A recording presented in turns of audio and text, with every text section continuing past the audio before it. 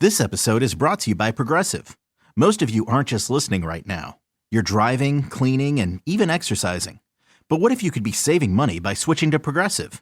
Drivers who save by switching save nearly $750 on average. And auto customers qualify for an average of 7 discounts. Multitask right now. Quote today at Progressive.com. Progressive Casualty Insurance Company and Affiliates. National average 12-month savings of $744 by new customers surveyed who saved with Progressive between June 2022 and May 2023. Potential savings will vary. Discounts not available in all states and situations. Ready to explore Europe the striped way? Then fly with Condor Airlines. With nonstop flights to Frankfurt, Germany, there are great connection options to several cities.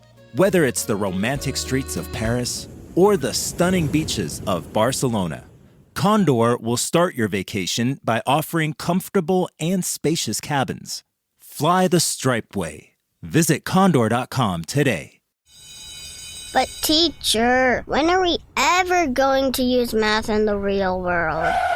With Kelley Blue Book My Wallet on AutoTrader, you don't have to. At least not car math. Hit the road with confidence knowing exactly what you're going to pay each month for your car. AutoTrader. Hey, what's the easiest way to find out what channel the game's on? Sports on What? Subscribe to the Sports on What app and quickly find the channel for every provider. Satellite, cable, or streaming. Sports on What knows the channel the game is on, and you can too. Download today. And now, here's the question. Hola, bitches. Good day to you and yours. Are there things that you know you shouldn't do? And then there's things that you find out that you should not have done. For example, it's perfectly reasonable to urinate. It's perfectly reasonable to masturbate. But you know damn well that you can't do both of those things in a train station lobby. But that did not stop a Connecticut man from doing exactly that. It also didn't stop the cops from arresting him. Then there's those things you find out that you should not have done. A man in New York City, he saw a banana peel on the ground, and he wondered why TV shows, cartoons, and movies always showed people slipping and falling when they step on one. So he stepped on it and ended up on his ass after he slipped and fell on it. Things that you know you shouldn't do. I don't know. Eat a ghost pepper on a dare. First of all, doing anything on a dare is usually a bad idea. A ghost pepper definitely is. But it didn't stop one guy, and sure, he ate the pepper, but he also spent the next hour crying on a bathroom floor. Not a great look. And then there's something you find out you should not have done. Like, I don't know, assume that Fiber One is the same as a granola bar. That's what one kid did, and pretty much pooped himself out of school. Went to the nurse and got to the point and said, we're just calling your parents because you can't keep pooping here. Now, we have a lot more examples, but first, we'd like to hear from you with your answer to today's question, brought to you by our friends at Advanced Hair Restoration.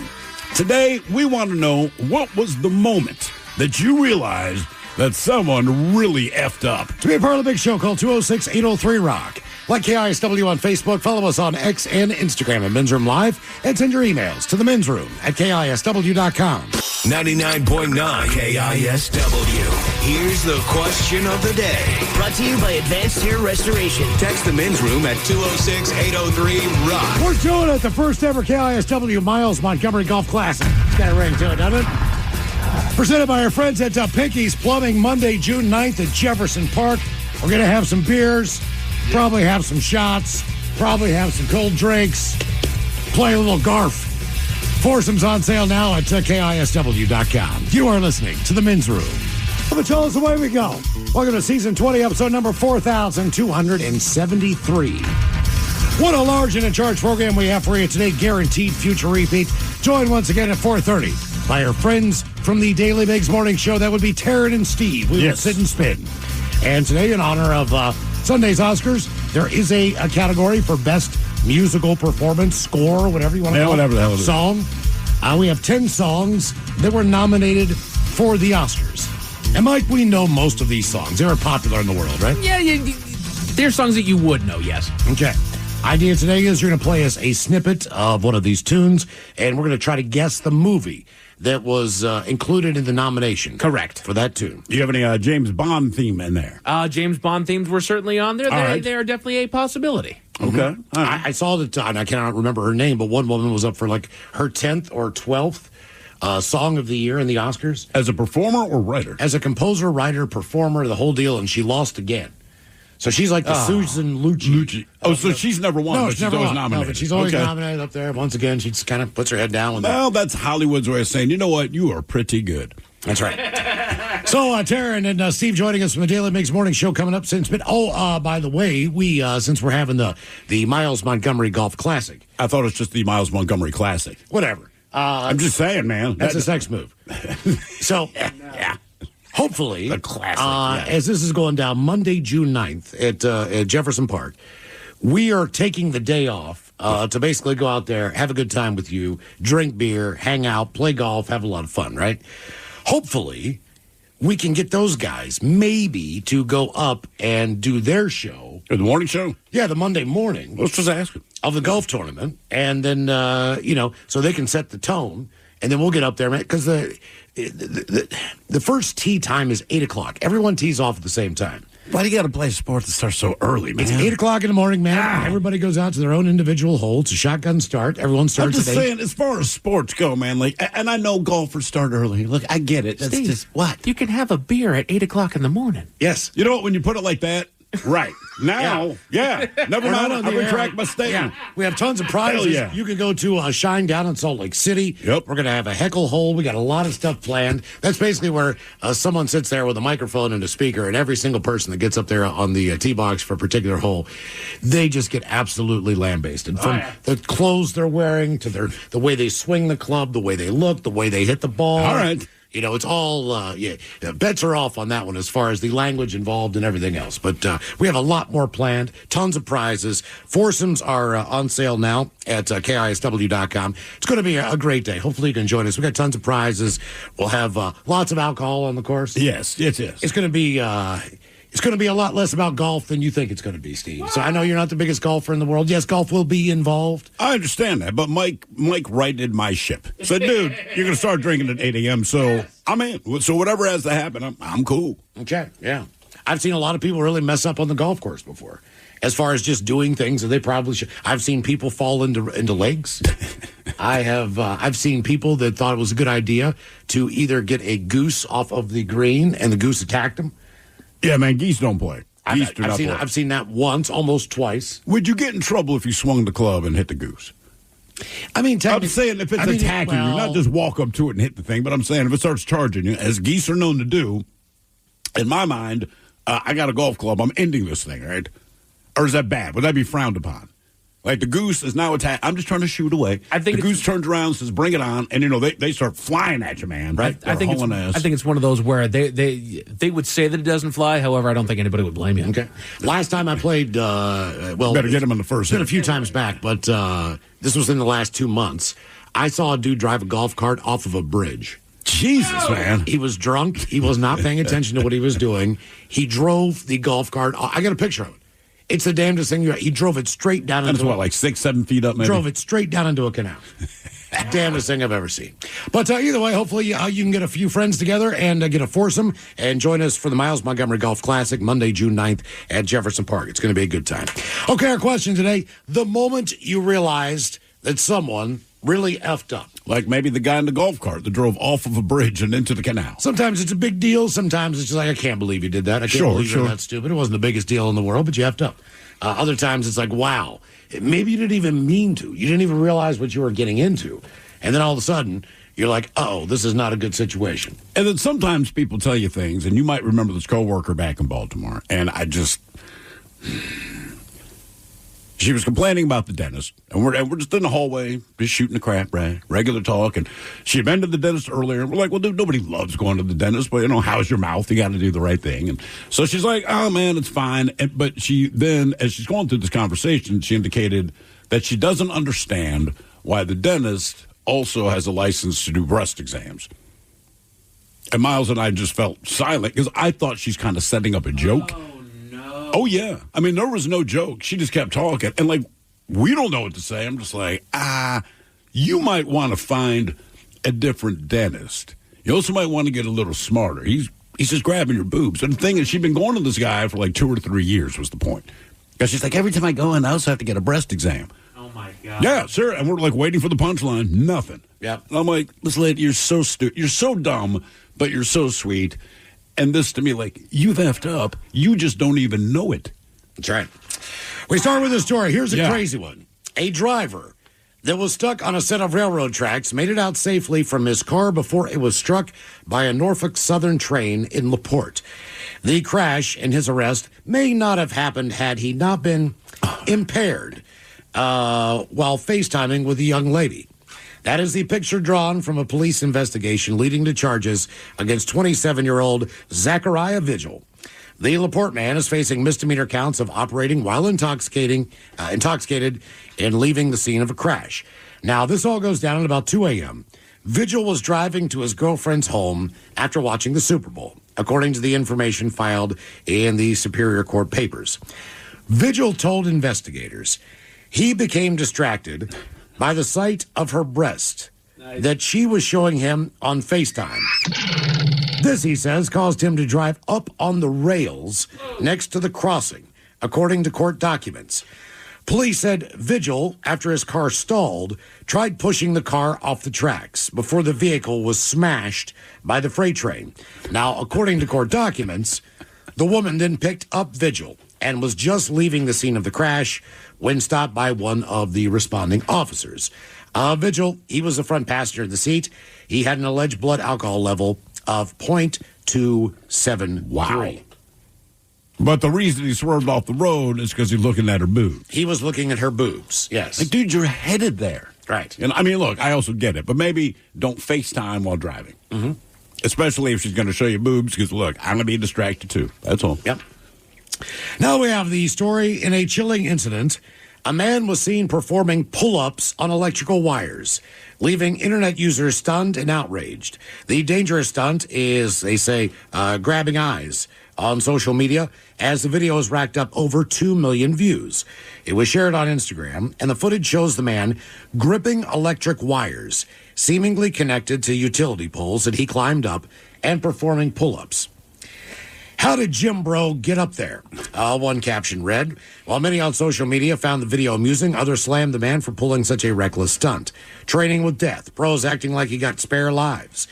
In another video, the same man is seen jumping from a 3-story building onto high-voltage wires. Jeez, man. The video showed the man on the roof of a building, holding a long stick before leaping off.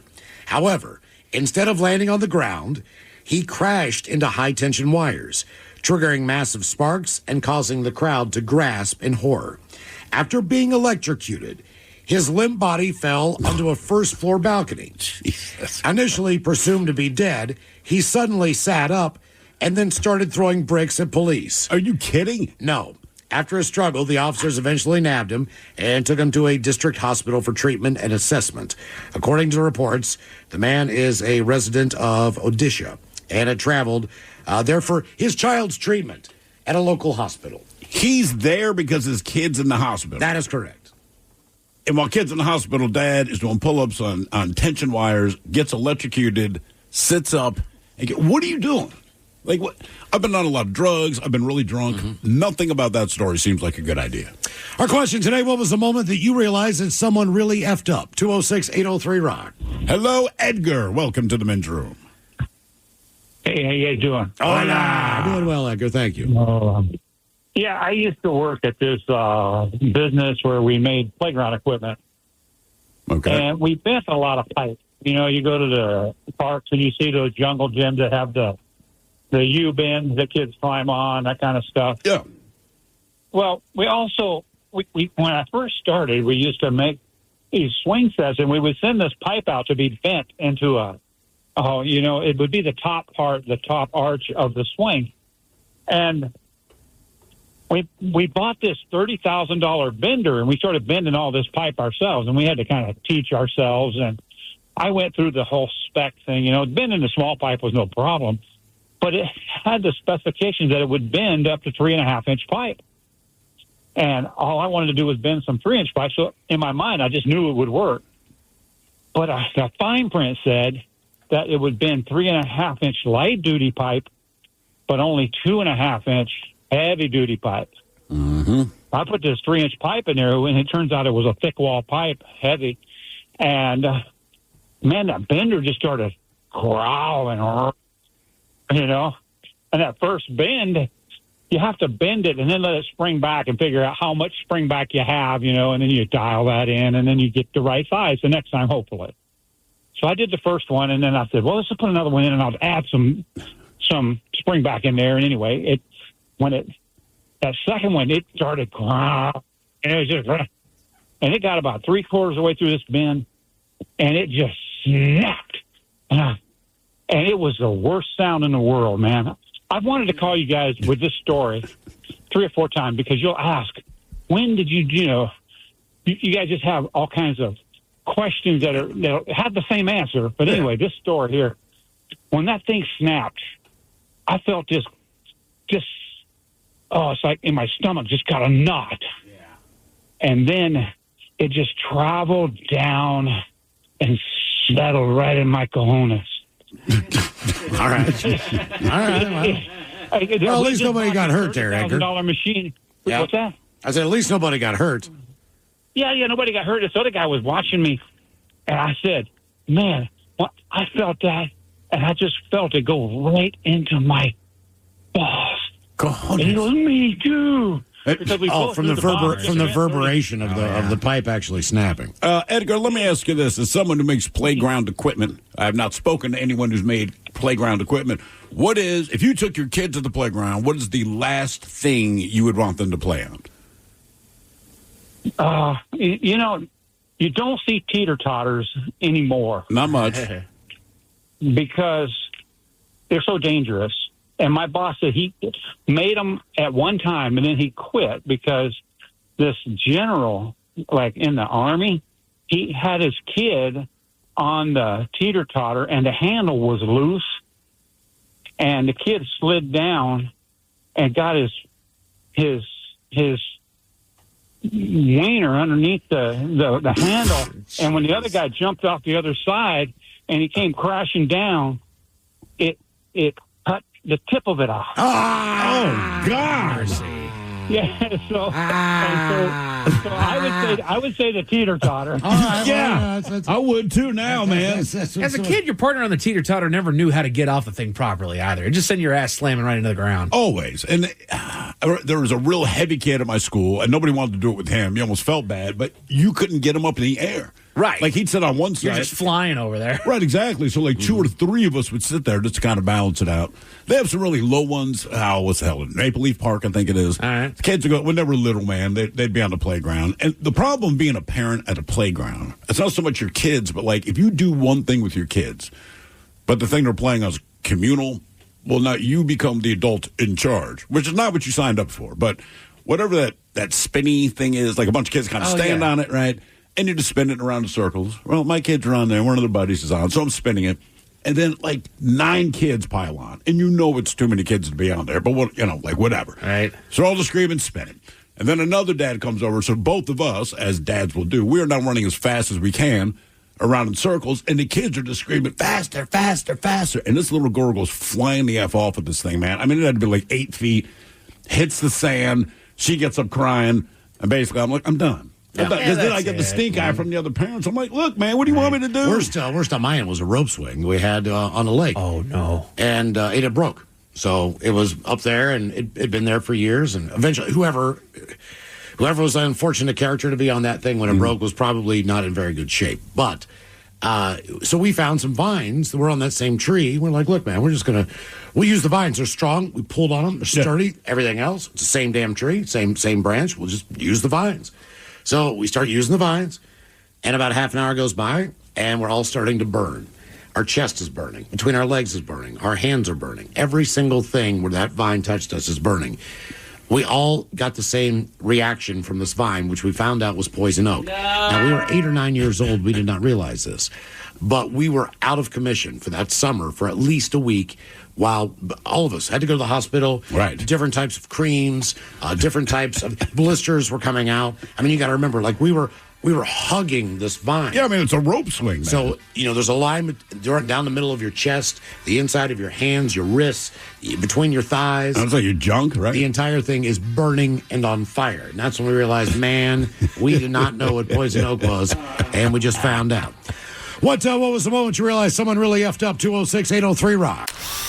This Bosch 2-in-1 impact driver rules. Oh, yeah! That couldn't have been. Macho Man Randy Savage indeed, yeah. A.K.A. you're in a Bosch. I'm a macho manifestation of that feeling you get when you use that 2-in-1 impact driver. Oh, yeah? Nah, say it with your chest, brother.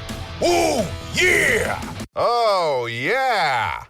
We'll work on that. The more you Bosch, the more you feel like a Bosch. Mom, I need to lay low for a few days. Lay low? What's going on? I only paid for this Hyundai Tucson. Christopher Allen Lynch. Deal's so right, it almost feels wrong. Get the car or SUV you want at the Hyundai Getaway Sales Event. Get 0.99% APR for 60 months or $7,500 EV bonus on the Hyundai Ioniq 5. Visit your local Hyundai dealer today. Offers end March 31st. Call 562-314-4603 for details. There's one thing that will forever change the way you sleep, and it's the softest, 100% organic cotton sheets from Boll & Branch. You'll fall asleep faster, wrapped in the most luxurious comfort. You'll never sleep hot again with sheets that feel breathable to sleep in. You'll experience the purest softness on night one and feel your sheets get even softer with every wash. Discover the difference with 15% off your first set of sheets at bollandbranch.com with code Odyssey. Exclusions apply. See site for details. Nerds! Today's episode is sponsored by Smart Travel, a new podcast from NerdWallet. Want to travel like a savvy jet setter? No, that doesn't mean monogramming your passport. It means making smart decisions every step of your trip, which means knowing your options. Smart Travel unpacks the facts, like which booking sites actually save money, how to fly first class using points, and if that fancy travel card is a smart investment. All so you can save more on your next adventure. Follow Smart Travel from NerdWallet today and start traveling like a pro. Hiring is a lonely business. Posting jobs, sifting through resumes, interviews with unqualified applicants, being ghosted. What if you could link with dozens of qualified candidates who are ready to work right now with just one connection? That's Express Employment Professionals. Find us at expresspros.com.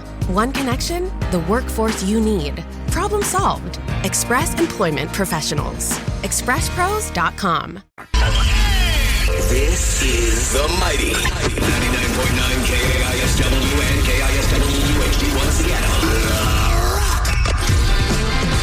Always live on the free Odyssey app. Text the guys at 206-803-ROCK from the Pinky's Plumbing Studio. You're in the men's room.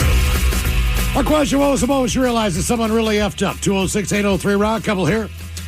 Guys, I was 13. A friend and I hopped onto a slow-moving freight train for kid reasons. Then we took a 7-hour ride through nowhere before it slowed down again. Mom was pissed about that phone call. Yeah, I've done that. Leaving the club, going back up the train that heads north to where me and my buddy Leon's apartment was, and we were like, you know what, man? Because that was not our intent with slow-moving train. We said, F it, how scary can it be? And it was fine, but the last thing that this train does before it gets to its final destination is it goes through a tunnel under what they call Howard Street in Baltimore. We knew that, but we forgot about that when we decided to hop on, and I cannot explain. It is pitch black, the train is incredibly loud, and all I could think is, if Leon slipped off the ladder, man, like, I'm not going to know until we get back into light. So when we finally got back into light, it's maybe 5 minutes in the tunnel. It's not forever, but it feels like forever. The looks on our faces, because I'm sure he looked just like I did, we were so happy to see each other. Seriously, we're almost in tears because we had the same conversation. He's like, man, I started thinking, like, because you're holding on for dear life. And he's like, man, Steve fell off, dude. I don't even know where he is. And I'm like, dude, I was thinking the same thing about you. Like, we almost broke down in tears hugging each other. When I was still living at home and my brother-in-law was still living at home, we lived close enough to each other to where during the summertime we would actually walk on down from his folks' property. You could actually walk down to Green River, and where it was at is where we would jump on inner tubes and we would park a car somewhere down like by Flaming Geyser or something like that. And so we would park a car down there, drive back to his folks' place, walk down, and then we would tube on down. So he and I are on one big old tube, and his brother is on a solo tube, and as we're going down there, the current is kind of taking us toward a big old log that has fallen into the water, but it's kind of still stuck to the side. So we're trying to figure out what we're going to do. We're trying to swim our way around it. It's clearly not happening. We're going to hit this log. So we're trying to figure out what we're going to do. My stupid ass was like, I got it, man. Here's what we're going to do. We're going to just put our feet out towards the front. We're going to land our feet on the log, and then we're going to walk our way around it, okay? This is how it's totally going to work. You told him this plan. I told him this. And he said okay. Right. Well, neither of us were thinking all that great. So as soon as our legs hit that log, water starts flowing in the back. We end up going underneath this doggone thing. Yeah, which is your personal nightmare, correct? Kind of, sort of, yeah. I wasn't stuck, but yeah, being underwater in a rushing river is not exactly the greatest thing. No. So I get up. I am clinging to this tube. Like, I got my head out of the water. The only thing I can think of is, where the hell is my brother? And so I just start shouting for him. I look over, and he's clinging to the other side as hard as he possibly can, too. It was a stupid idea that I'm glad neither of us had to regret. But what else could you have done? Feasibly, right? You don't put your feet out.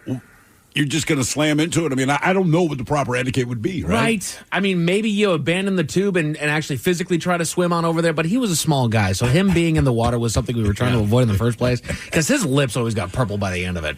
He was freezing to Like I death. told you, a Boy Scout story, the first time I was ever seriously just absolutely petrified in a situation that I could not control, we are canoeing up there. We ended up doing about 70 miles in 10 days. So in between a lot of the larger lakes, which were the most dangerous, by the way, because the lakes were. Storms come in really quick. Oh, right. The waves get unbelievably high in the middle of the lake. You don't realize that, in a canoe, you got 3-footers, 4-footers. This is not a good situation when you're packed full of camping gear. But anyway, at one point in time, this is like day number 3, whatever the deal is, we've already dealt with a scoutmaster that had a diabetic seizure. There's all kinds of crazy crap going on, right? I'm in the lead canoe, and Bill, one of the scoutmasters, he's in the back. Now, Bill was not. It's not that he wasn't the brightest guy in the world. Even as a kid, you could tell that he was. Bill Bragg was not. He was not the smartest, sharpest tool in the shed. Anyway, so he's got the map in a plastic Ziploc bag. All right. We are in between 2 lakes, and we're going down this river in between the 2 lakes. And all of a sudden, man, we start picking up speed. We're the lead canoe. We're the navigators. Everyone's following you. Everyone is following us. I start looking over to the side of the river, and I'm like, Bill, there are portage points everywhere where people are getting off. You can see where the trails were. People are walking around, and we start to hear this rumbling. And it's like, never a good sign. Oh, no. The problem with a topographical map like that is that when you're looking at a river, there's a little line that goes across that says you can't cross here. It's uncrossable. That was in the seam of the map. So he kept flipping the the map fold, right. of the fold. Oh, no. He couldn't see it. We start picking up speed, and the people behind us, the canoes behind us, because we had about 8 canoes, the guys in the back are peeling off. The other guys are going, get off. Well, there's nothing we can do. We are flying down this river now at this point. And all of a sudden, man, I see the waterfall. I see just the ledge. I don't know how far this thing is going down. I am terrified. Now I'm backpedaling. I'm doing everything I can. I'm trying to get us over to the side of the river. As I'm J-stroking to get over to the side, I'm turning the canoe sideways. Right. That's not good either. This thing needs to be nose first. So finally, kind of backpedal my way in. I'm like, all right, we're going for it. I take my paddle, I put it in both hands, like Land of the Lost Man. How far did you think it was? As all of your nerves are hitting, like you said, you just see the edge. So you just picture like 200 feet or something. Well, I didn't know. So thank God this waterfall stepped off and cascaded down. The first drop was about 15 feet. All right. So, okay, thank God the canoe basically went nose down and kind of kangarooed out and then turned on its side and flipped over. So the pool was big enough to sustain the canoe nose diving down and popping back up. We did lose all the gear in the river. I stand up, pull over to the side of the pool, start grabbing the canoe, trying to pull it over, figuring out where we're going to take this damn thing. And all of a sudden, I see the top of another canoe coming over the top of the waterfall. And then another. And then another. And then another. And I was like 4 canoes going over the top, people screaming, going over the top of this waterfall, man. It was one of the most and no one got hurt. That was the craziest part about it. No one got hurt, which blew my mind. Everybody's like, thank God. I'm alive. Did everyone lose? All the canoes that went over, did they all lose their crap to the river? Yeah, well, I mean, yeah, but everything was packed in waterproof bags. You kind of had to roll that way when you were doing that stuff. Sure. So all the gear, for the most part, was dry. We just kind of had to collect it, dump all the water out of the canoes, walk down the other edge of the waterfalls, get down to the lake, and continue on. Man, just the sight of that waterfall freaked me the hell out. Let's see what else we got. When I was in middle school, my parents used to buy granola bars to have around as quick snacks for us kids. Well, one day, came home from a Costco size box of Fiber One bars. I had no idea what Fiber did. All I know was those bars were tasty, and I had an insatiable appetite at that point as a kid. So I went to town. Then the next day at school, my stomach absolutely killing me. I mean, it felt like steel wool was ripping around my intestines. It was so bad, I had to have the school nurse call my parents to pick me up. When my dad arrived, he asked if I'd eaten anything unusual. So I fessed up to mowing down a few Fiber One bars the day before, like 7 of them. I bet your dad just laughed his ass off. Did you have chocolate-covered X-Lax in your house when you're growing up? Not X-Lax, no.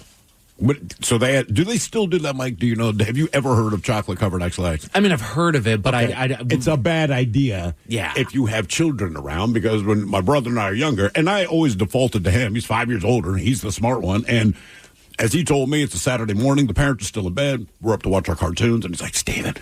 And he takes me into the kitchen, and we open the cabinet, man. And he's pointing to these chocolate bars that are in a bag. And we're just like, well, sure, we can eat one. Certainly they won't notice. And they probably wouldn't have, but both of us rode the toilet probably the rest of the day. Because it tasted like kind of nasty chocolate. But again, I'm a kid. We found chocolate. The parents don't know. And it looked like kind of like a Hershey bar. You break off little squares. Well, each one of those squares was kind of like the dose you needed. So we probably both put down about 9 of those, like split one bar. Lord. We didn't know. So we're just watching cartoons, man. And I mean, you're going to poop. Maybe 20 minutes later, you're trying to enjoy Scooby-Doo. And it's like I don't feel right. So I'm in the bathroom downstairs. I hear my brother take off and run upstairs. By the time my parents get up, they're just like, are you guys okay? So they're talking to us in 2 separate locations because they're both pooping. It's like, we can't stop pooping. They figured it out in about 2 minutes. My father's like, what do you mean you both are pooping right now? It's like, yeah, I think Adrian's upstairs, whatever. God damn it. You guys eat a chocolate bar that you found in the cabinet? Like, yeah. He's like, man, it's X-Lax. And again, as a kid, we don't know what that is. Like, he's like, it makes you poop, man. How much did you eat?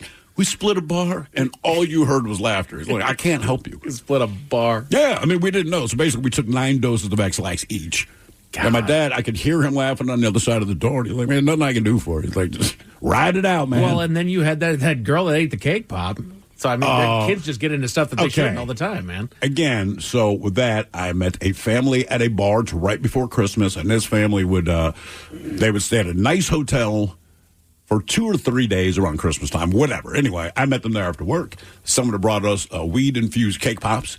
I had a ton of them on me, so I'm like, hey, man, you guys want to share a cake pop later? They're like, absolutely. We'll take it up to the room. Like, cool. So they leave the bar, take it up to the room. They're back downstairs in 2 minutes. I don't give it any thought. Say my good nights. Find out the next day, they're like, yeah, listen, man, we kind of forgot that we put the cake pop up there. And one of the kids that was with them in the family was like 5 or 6 years old.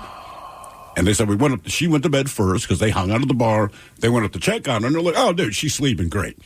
And then they look at the bedside table, and it's just the empty stem. Sure. Because she doesn't. And those cake pops were delicious, by the way. It tastes like cake. So they do. So this kid ate an entire cake pop at 5 years old, saturated with weed. They said, like, she slept in real late the next day. And they said when she woke up, basically, she just sat up and like, I'm thirsty. And they're like, yes, you are. Yeah, we bet you are. So she goes like 2 glasses of water and ate a bunch of leftover pizza. Like, they had a voracious appetite. And I'm like, we all understood, but couldn't say anything. The first time that I ever ate a weed brownie, I was unfamiliar. I'd smoked a lot of weed in my life, but I did not know the difference in how this was going to affect me. Yes. So I was at a party, and party wrapped up like 2 o'clock in the morning, whatever. So at the very end, I'm like, you know what, man, I'm going to try one of these weed brownies. They're like, man, just have some of it. You go to sleep immediately. You have the best night's sleep of your life. Eventually. It'll be great. Okay, so I do. So I ate a brownie. I couldn't taste the weed. I couldn't taste anything like that. I get back to my apartment, and my stomach started to be really, really, really in bad shape. I assumed it was the weed brownie. I wasn't really sure. That stuff doesn't work that fast as far as but my stomach was upset from it. So I'm like, oh man, I need to use the bathroom. So the way that the small apartment I had was the toilet basically was kind of right up against the wall. So the side of the toilet, there's a wall there. So there's not a lot of room to put like a little trash can in. I mean, literally it was butted right up against the wall. So I sit down, and I can feel that I've got something coming on eventually, right? Now, my roommate still hasn't made it home yet because he was doing his thing out partying that night. And typically at that point in time, it's not unusual for us to come home at 3:30. The bar's closed at 2. There was always an after party. There's always something going on. I cannot remember what Shag got into, but I fell asleep on the toilet. All right? He never came home. I don't remember him ever coming home. I woke up at 4:30. 4:30 in the morning. I am still sitting on this toilet. Now, this is the first time I've ever done this before. Now I realize how high I am from the weed brownie. So when you woke up, now you're in stoned land. I am stoned. I have also been sitting on this toilet for over 2 hours. So I try to get up and immediately collapse on the bathroom Your floor. legs are completely dead. They don't work. They don't work. Like, I stood up to wipe my butt, and I fell. And I'm like, oh, God. This is kind of similar to the mushrooms, but, you know, I wasn't knocked out. I passed out. I fell asleep. So I cleaned myself up, and basically I realized, like, I can't even crawl. I can't even pull my legs up. I army crawled into the living room. My whole ass from like my waist down is tingling. Right. I cannot feel anything. It's just pins and needles. I'm trying to get blood flow. I'm rubbing my legs as hard as I can to just see if I can wake them up. I'm like, come on. Because I've never felt like that feeling of paralysis before. Yeah. Sure. Not like that. I mean, it was not coming back. And eventually, I pulled myself up on the couch and kind of like laid down, sat down for a minute. The feeling in my right leg started to come back within about 10. I really thought that I had completely effed my legs up. Permanently paralyzed. To the point where I'm like, oh my God. That was the first time I'd ever had any kind of edible, so to speak. That's one thing, man. A lot of people, when they do edible, I don't feel anything yet. And look, and that is the rookie saying, and we've all been there. But I'm telling you, it's like, man, do not double up. Just give it a minute. Not last time, but one of the last times we did Weed Week. And Robin was here, and it was my name, pull it out of the hat, fine. And someone had made edibles. They made brownies. So I ate the brownie. Yeah, it was the ones that messed me up the first time. It was like 10 or 15 minutes for the show, right? And so Robin came in for the show, and she says, hey, man, how you feeling? I'm like, I don't feel anything yet, but I know it'll hit. I'm not worried about it. She goes, okay, well, where's the rest of the brownie? I'm like, what are you talking about? She's like, that was supposed to be cut into fourths. Yeah. I'm like, okay, well, we have a problem because I ate the whole thing. That thing's 100 milligrams. Like, oh, my God, are you going to be all right? I said, well, there's nothing I can do now, man. I said, you seem fine on the air. Let's just see. But I was not fine. I was not okay. I was literally stoned for 3 days, and I was stoned for so long that it stopped being fun. Right, because I got home, my wife's like, you are a disaster. I'm like, I absolutely am, man. And I explained the situation. I'm like, I had told Brian, woke up the next morning and just started laughing. I'm like, oh, my God. It's still here. Seriously, man. And then all through the next day, the next night, and finally, I want to say on the third morning, I was still a little stoned, but I could kind of control myself. Sure. That was a weird few days, man. Well, that's where I found my messed up. I had smoked with Miles out in Spokane, and I think that was the last time that I had touched weed until that Weed Week. And the same thing, it was those same brownies. The guy actually labeled them Hawkbusters when he sent them in for that time. Because what had happened here, same thing, Robin had cut it into four. She's much more learned on this than I am. I haven't experienced much. I wanted to go into edibles because, one, I like food, I like sweets. I'm thinking, all right, this is probably going to be a hell of a lot better. It's better for you. You're not smoking, of course. So I take the little bit. It was a good brownie, whatever. All right, and away we go.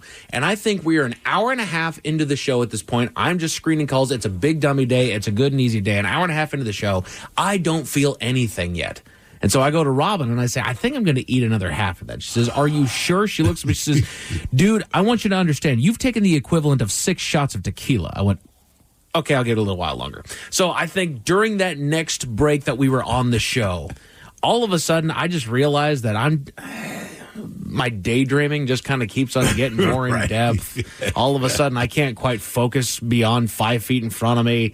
And then all of a sudden I realize, like, okay, I'm in the hole. I start giggling. We're having fun. And then my brain turns to, I'm high at work. This isn't good. Hair club's right behind me. I'm going to get in trouble. And I start panicking. I start freaking out, dude. I went into a rabbit hole to where I realized that my biggest problem when it came to weed is I needed to know what time it was, because for whatever reason, I needed to know how much time had passed. I'd come back to consciousness like, how much time has gone by? Like 2 minutes. And I'm freaking out, dude. I am not having fun at all. I don't feel like I am in control of my extremities. I can't control my thoughts. I got Jason, I got VD on the intercom. I'm like, man, help me out here. Something going wrong. And he talked me through it for the first few times that I did that.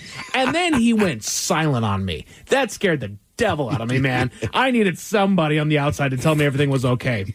During a break, and Ted will tell you this, during one of the breaks, he comes in, Mike, how you doing? Not good, man. He says, oh, okay, well, you got your water here. You're doing all right. Okay, so you'll be fine. Just breathe, drink your water. You'll be okay. You want me to come back in after the other break? Yes, please.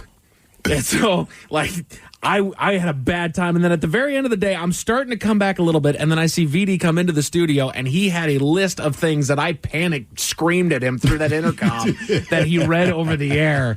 I took a nap, I think, for 2 hours after our show while Taryn was doing her show in here. Damn. Just crashed because I couldn't get home. I couldn't do anything. It was terrible. What was the moment you realized that someone really effed up? 206-803-ROCK.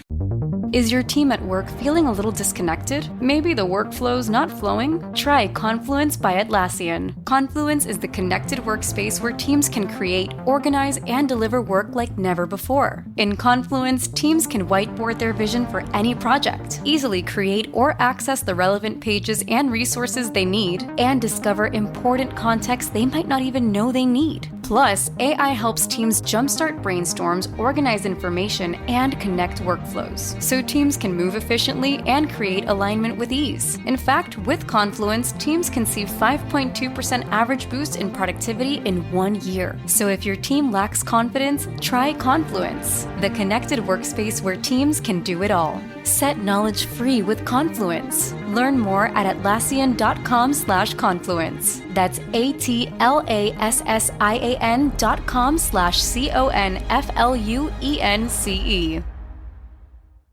What's up? It's your boy V, Ted Smith. Slow drain being a pain? Call Pinky.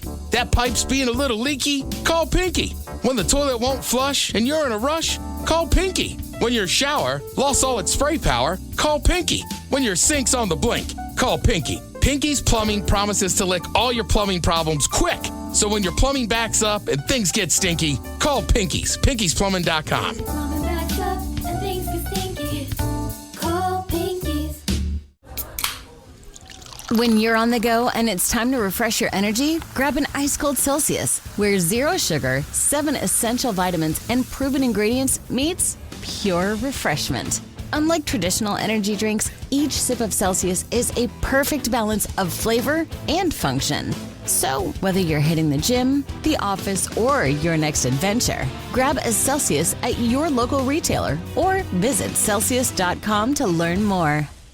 Navigate the electric revolution and gain insights to electric vehicle manufacturing with Rockwell Automation. Get our free white paper and gain all the insights you need into the electric auto industry and smart manufacturing. Only the agile will survive this metamorphic shift in the industry. So let Rockwell Automation keep you up to speed. Search Rockwell Automation EV Revolution white paper and download your free copy today. The electric revolution is here and full insights are available for download. Get the Rockwell Automation EV Revolution white paper today. So I actually tried Gemini a couple days ago, the Gemini Live where you can talk to it, and it is really crazy to have a full-on conversation with this thing. I was just messing around, so I asked it to give me ideas for hosting during the holidays. And when it starts giving you results, you can just stop it and say, okay, but what about something low-key for a smaller group? And then it adjusts to that, and you can just keep going until you get an idea you want. I think that's what I would use it for the most, brainstorming stuff.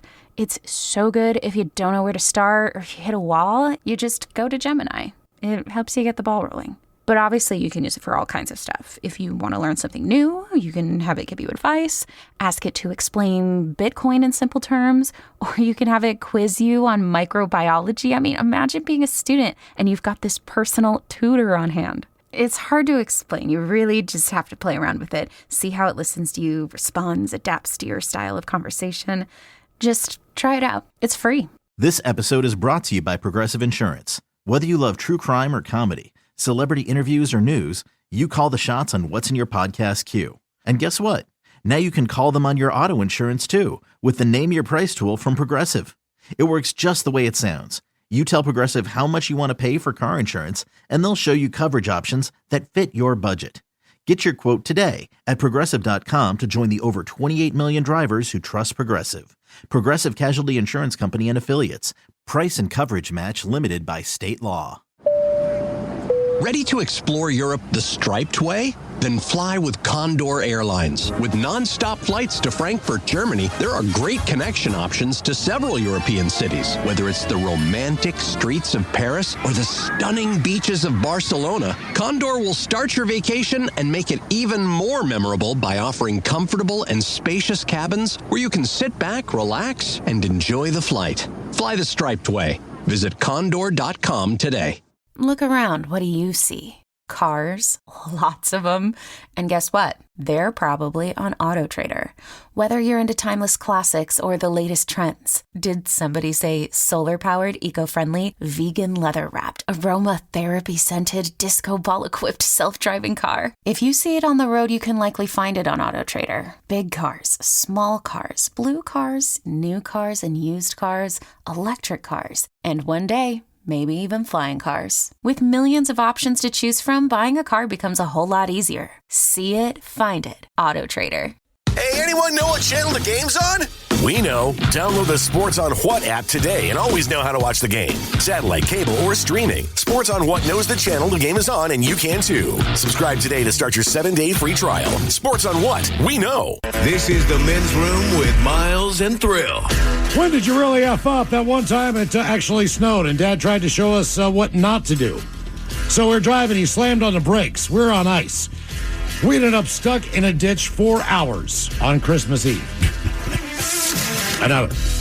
A couple of moms decided to get into a fist fight at my daughter's 5th grade graduation. Come on. One had a baby and was holding the baby and told someone else to hold it while she proceeded to get into a fight, knocking over all the refreshments and the cake and all the snacks and ruined the graduation. Damn, man. Had a buddy while driving say, "Hey, I'll hold this." And without warning, he then proceeded to stomp the gas to jump the oncoming railroad tracks. We hit him, doing about 60, went into a yard just up the road once we landed like the Duke boys. It got squirrely and ended up backwards in the middle of the yard. To this day, I have no idea whose yard that we tore up that night trying to get out. Our question, what was the moment you realized that someone really effed up? 206-803-ROCK. Hello, Ron. Welcome to the Men's Room. Hola, gentlemen. Hola. Hey, Ross and Ronnie here with the wild one. You guys are not, you're not even going to believe this, but this is like the craziest thing that ever happened to me. 10 years ago or so in Las Vegas, Nevada, I'm going down. I come out of Wells Fargo, and there's commotion in the middle of the street. And there's obviously a car wreck, and there's people standing on the sidewalk looking at it. And there's a guy with nothing on but his underwear, with his hand stuck in the rim of the tire, and he's screaming bloody murder.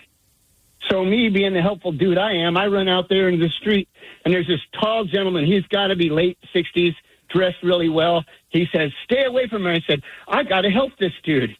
So I kneeled down behind him, and I said, "Hey, bro, I'm going to help you out." And he turned and looked at me, and he had a goose egg on above each eye the size of a chicken egg. And it was split wide open, blood gushing down his face. I was like, oh, my gosh, this woman just plowed into this guy, right? And he looks at me and he says, "I'm going to kill you." And he pulls his hand out of the tire and attacks me. And that's when I knew I messed up.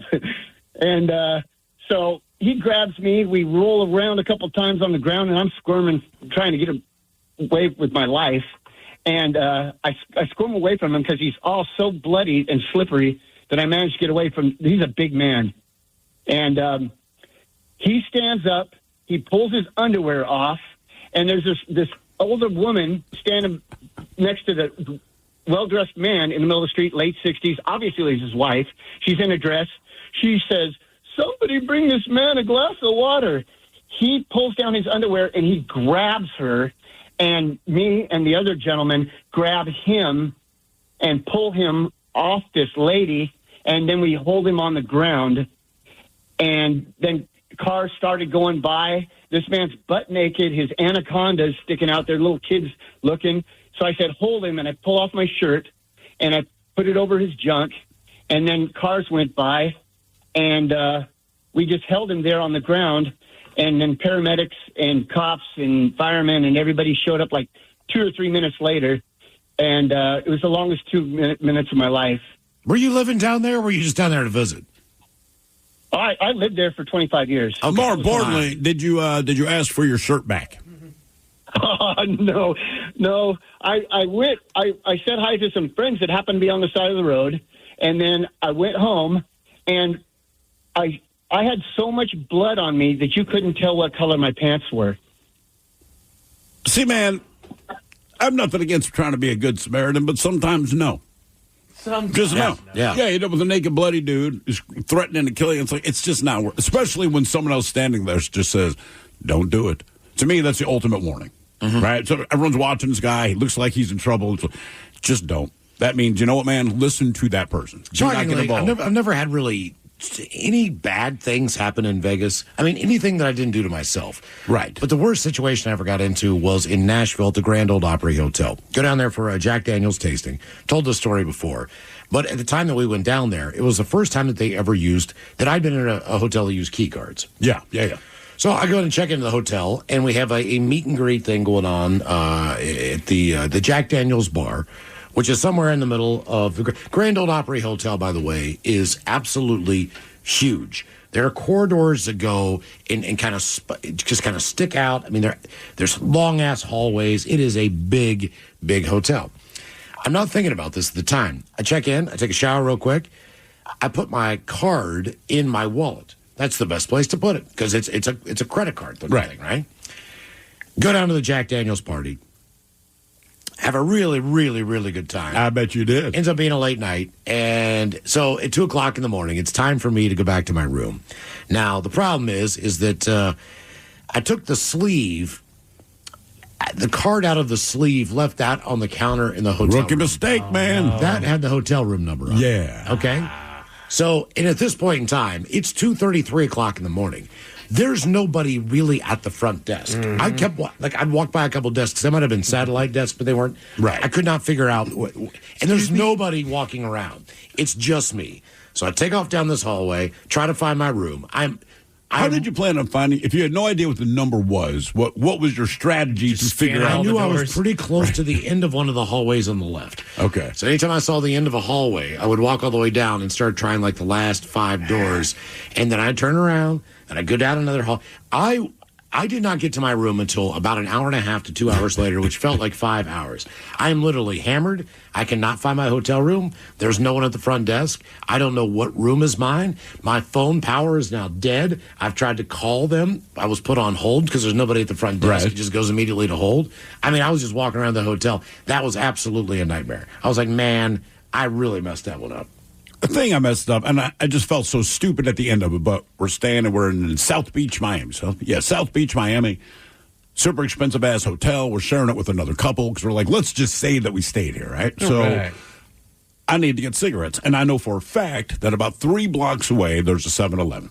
And it's kind of late, so I'm like, hey, I'm going to go get smokes. And my wife knows me, and she even says, are you sure you want to do this? I'm like, well, yeah, I need cigarettes. She's like, you're going to get lost. I'm like, I cannot get lost. It is on this road. She's like, I know where it is. She said, I'm saying you are going to get lost. So I kind of left in a huff. Like, man, it's the same road, man. You know what I mean? And sure enough, I get to 7-Eleven. I get a couple packs of smoke. Super proud of myself at this point, right? Because I walked 3 blocks. She thinks that I do not know where I'm going. What the hell, man? Then you turned around. Well, no, I turned around, walked right back down the street. I see my hotel. I walk into my hotel. Again, very proud of myself because I can't wait for my wife just to see how quickly I made it to 7-Eleven and back because she's so positive I'm going to get lost. Of course. So, I'm mumbling under my breath, man. And I remember we were on the 6th floor. I believe it was room 602. Get in the elevator, doors close. Well, there's no 6th floor button. It goes lobby 25. I'm like, Well, that's weird, man. So, okay, whatever, man. So I get out of that. I get into the elevator across the hall from it. Same thing. Stops on the 5th floor. I'm like, well, what do you know? Well, this can't be right because I know for a fact, again, just prove my wife wrong. I know I'm on the 6th floor, man. That I know. So I try the other elevator banks on the other side of the building. They all stop at 5. So I'm like, F it. I'm just going to go up the stairs. I don't understand why this is happening, but I walk up the stairs. And, of course, I get to the 5th floor. The 5th floor door is locked, but also there's no more stairs. So now I'm just pissed, right? Because keep in mind, I'm pretty hammered when I left. But I go down to the front desk, and I hate to bug the lady. And I'm like, hey, man, I can't find my room. And she says, well, what room are you in? I said, I'm in room 601. She goes, sir, we don't have a 6th floor. And my response was, oh, I think you do. So she has to see my key card. I hand her the key card, and she gets this big, I should be mad at you, but I'm just smiling now, grin on her face. Says, sir, you're in the wrong hotel. I'm like, oh, my God. Oh, my God. So the wife was right. Well, I walk out of the hotel, but I realize, so everything in South Beach is a white building that's Art Deco.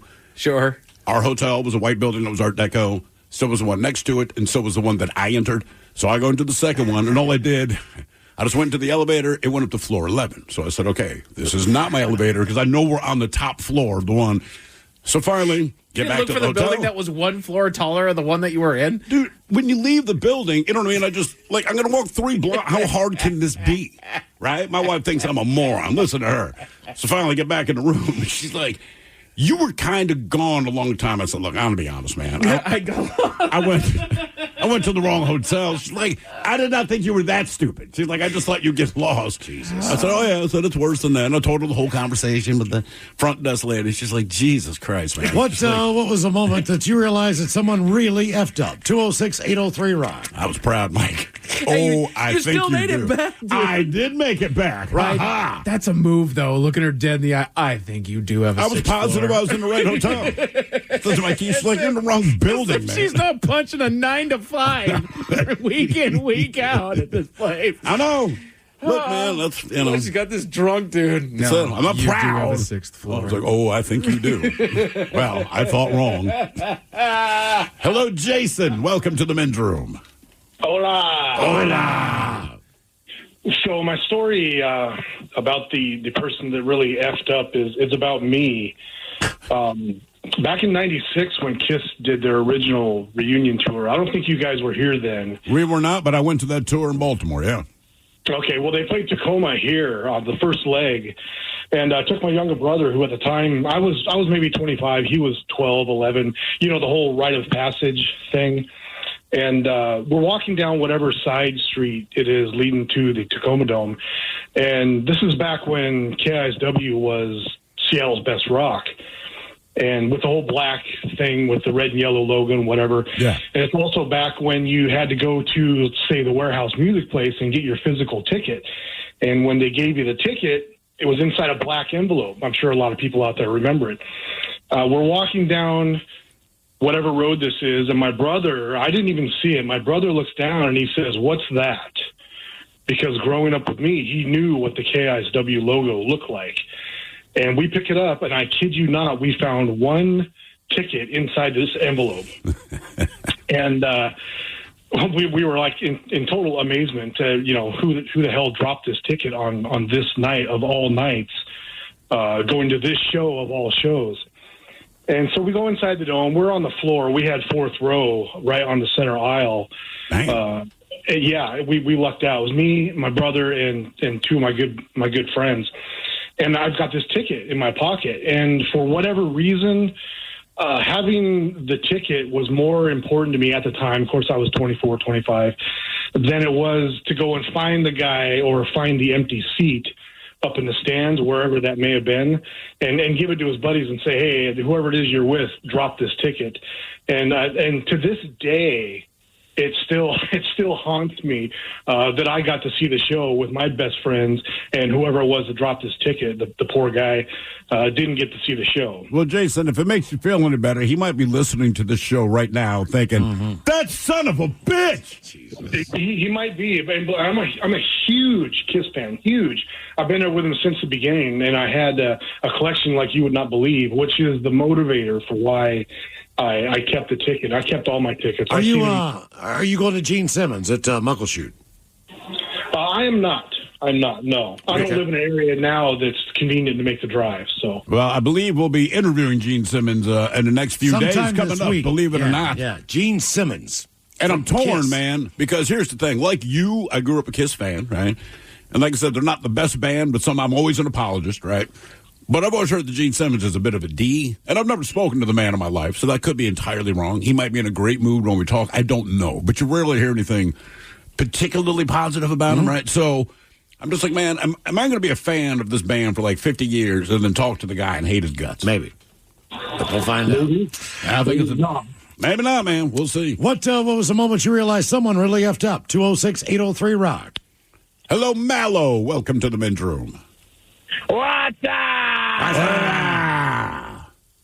Hey, fellas, so check it out, man. Back in 2022, linked up with my brother. We're headed out to Fargo, North Dakota, man, in the middle of the wintertime. Why? And we're going out to buy a car. Well, we're going to buy an Impala, right? So we're going to make it a trip. And let me tell you something, man. Downtown Fargo was gorgeous. Didn't think it was going to be anything like that. So we stay in this bougie. Once again, yes, you did say that, and you're not supposed to. You can't say on the radio. Sucker, mother, and please keep those words in mind when calling. Now back to the program. All right, Mallow, fewer F-bombs. What I meant to say, it was frigid cold out. Right. So we got a tour around the city. Went out, had drinks, partied. We ended up hopping over the bridge and shooting pool in Minneapolis. And I don't really remember much other than getting up that night in the hotel room, really having to use the bathroom. My brother likes to keep his room nice and hot, so I'm naturally sleeping in chonies. And I don't really remember anything except for the door clicking behind me. And it was at that moment that I realized I opened the door to the lobby, man, and not the bathroom. Yeah. So, what made it matters worse is I realized that I must have taken my underwear off as I was going through the hallway to the bathroom.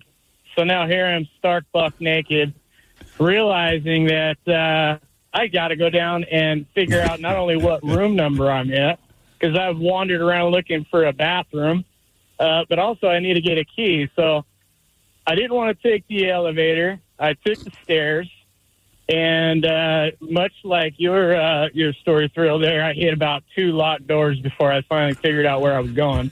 Buck naked, Fargo, North Dakota, and I'm talking like a boutique hotel. So I finally break through the door, enter the lobby there, and of course it's about the cutest 20-something gal working the night shift, and the expression on her face said it all, man. So were you totally naked? I was buck naked, guys. I'm not even kidding. And I went from really cold to really hot and embarrassed in about 20 seconds. So, yeah, that's my story, man. Did she let you back into your room? She did. I just simply gave her my name, and she slipped me a key, and she said, hey, the staff elevator is to the hallway to the right. So I was able to take a staff elevator straight up. I would ask you for ID just to make sure it was you. I need to see ID, man. I don't know you're hiding it, but I need to see. So the cool thing about it is we got up early to get some breakfast because we were heading out to go. We had a 2-hour drive to go pick this car up. So we go hit up the breakfast, and of course I walked down there. And now this was about 4 o'clock in the morning, so she was still on shift at around 8, 9 a.m. And, of course, we locked eyes as soon as I get off the hotel elevator there. Yeah, look, man, it happens. We were in Mexico. It's the first time I went. We didn't have kids yet, and same kind of thing. You're in the drunken stupor. You get up to pee, no big deal. And then you kind of come to as you're peeing, and I realize I'm peeing in a potted palm tree. Then I'm like, I'm outside. But my room is right. We got like a cabana, right? Mm-hmm. But the room's right there. No big deal. So I kind of finished peeing because you might as well. And I'm knocking on the door gently because I don't want to wake up anybody else because, like my man, I'm butt naked. And I keep tapping on the door. And finally, my groggy wife, she gets to the door, kind of cracks it open. And then she's like, what are you doing? I'm like, man, just let me in the room. And instantly she knows. She's like, did you pee in a plant out here? I'm like, I did, but not on purpose, babe. I woke up. I thought it was a toilet. Just let me in. So whatever. She lets me in. We go back to sleep. I wake up the next morning, and this is why this is so very stupid. So there was the main door to the room, and then there's a sliding glass door that went out to where I peed in the plant. The sliding glass door was wide open, and we realized that when we woke up because the curtain was blowing into the room. So somehow, my drunken stupor, I ignored the open door that was directly in front of me that I'd walked out of, walked around the cabana, and knocked on the door. She walked into the hotel to go in the front door of the room. Yeah, but she didn't realize it either because, again, we'd both been drinking. Anyway, so we kind of chuckle about it, no big deal. And then as we're leaving the room, I look at this potted plant, and the plant itself is fine, but there's a camera mounted directly over where this plant is. And she's like, oh, my God, do you think anyone saw you? And I said, look, man, it had to be, 4 o'clock in the morning. There's nobody just watching the screen. And like this guy said, when I got into the lobby, met eyes with one of the dudes that worked there, and in the 1 second that our eyes locked, we had a full conversation. His side saying, brother, I saw you naked peeing in the tree last night. I'm glad you made it back to your room. I'm not going to say anything. My eyes looking back at him, my conversation. I appreciated it. And yes, I'm embarrassed, but please feel free to laugh. I'm sorry. That was it. I'm sorry. Yeah, just an eyeball conversation. What was the moment you realized that someone really effed up? 206-803-ROCK. Oh, this Bosch miter saw really is smooth. Feeling smooth. Who said that? It's your inner Bosch, baby. I'm that scoobity-bebop smooth feeling you get when you make smooth cuts with that moobity-mibbity-mibbity-mubbity miter saw. So I'll just keep ski-bop sawing then? Now you're getting it. Beep-bop-beep-bop, wow, miter saw is my favorite. The more you Bosch, the more you feel like a Bosch.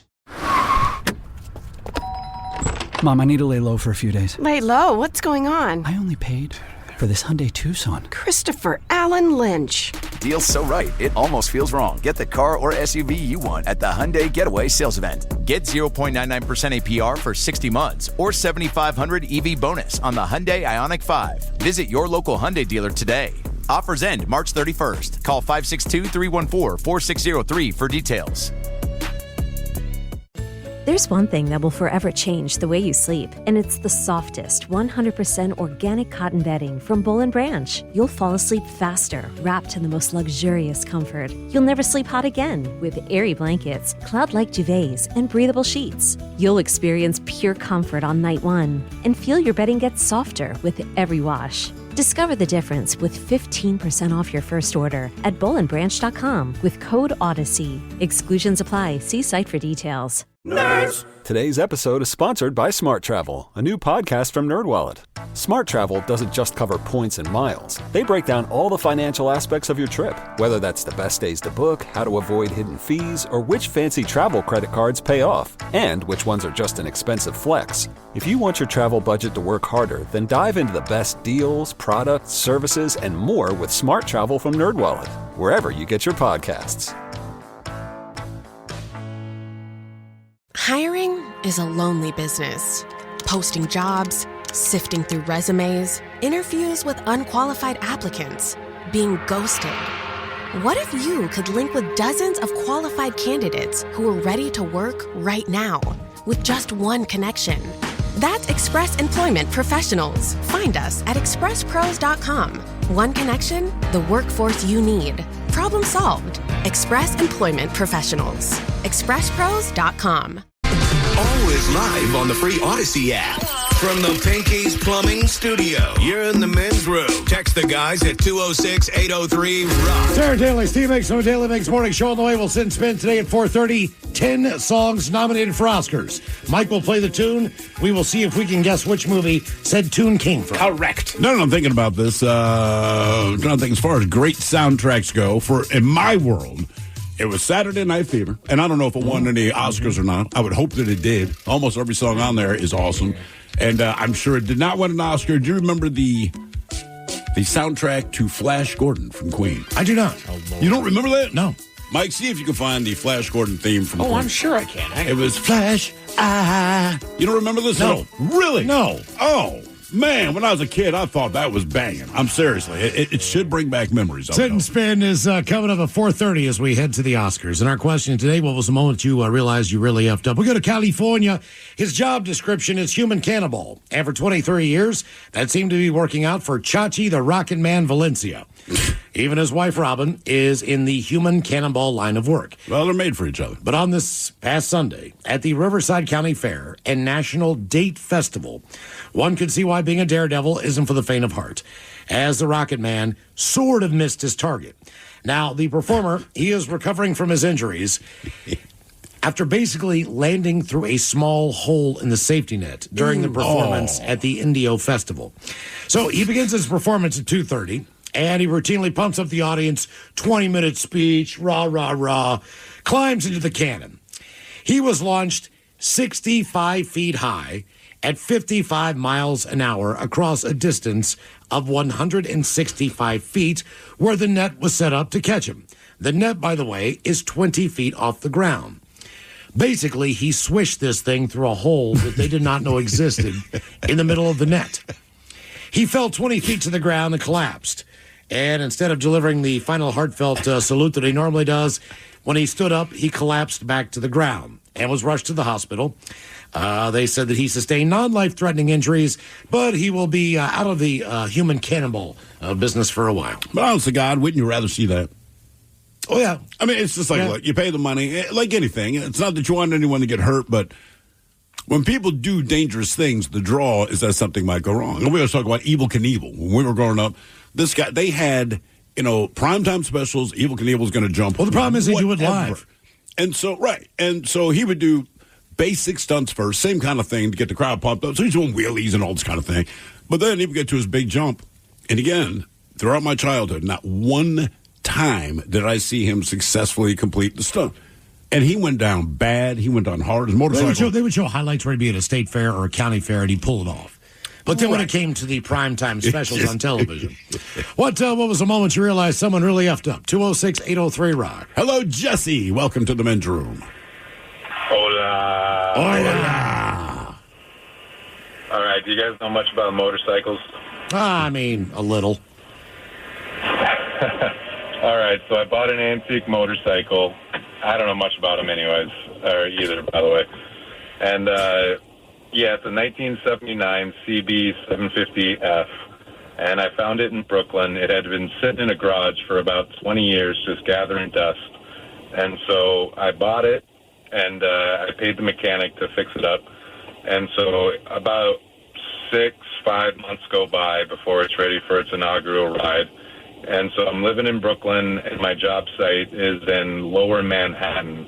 And so I figure, hey, I'm going to ride it to work. What's the worst that can happen? In Manhattan. Yeah, right. And so it turns out while it was sitting for those 20 years gathering dust, that the stator had lost its charge. It's like the alternator for a motorcycle. All right. So the battery would propel it for a certain amount, but eventually it would just die, is what we discovered. So I get about halfway to work. I'm on FDR, and I don't know if you know much about Franklin Delano Roosevelt Drive, but there's no shoulder on it, and it's mostly bridges. And so it starts to die on me, and I just immediately panic. What are you going to do? I pull over to what little shoulder there is, and I call 911, and I say, hey, I'm on FDR, and I'm about to die. Y'all better set somebody. And they go, all right, don't worry, we're on it. And so I hang up the phone, and then right as that happens, this is a random coincidence that Biden happened to be doing a speech in New York. And so his Secret Service was doing a tour of his route, and they just happened to be right behind me, and they pull over, and the guy pulls up to me and goes, and, I'm not making this up. This is the weirdest thing that's ever happened to me. He goes, do you have to pee? And I'm like, can you, what? And he goes, I've been riding motorcycles my whole life. If you're out of gas and you have to pee into the tank, the gas will go to the bottom, the pee will rise to the top. That's enough to get you out of here. And I'm just I'm just befuddled at this point. You know, I go like, hey, man, and I'm not going to pee on Ellen into this antique. No. And so he goes, all right, well, you got two options. One, we can tow it. And he shakes me off. And he goes, two, you can push it. And he gives me the nod. And I go, all right, I guess I got to push this thing. This is a 600-pound antique motorcycle with somewhat rusty bearings and brakes. And so I got a backpack full of tools that definitely has some weed in it. And I put it in the back of this cop car, Secret Service car, whatever. And, I put my helmet in there and, bag full of supplies.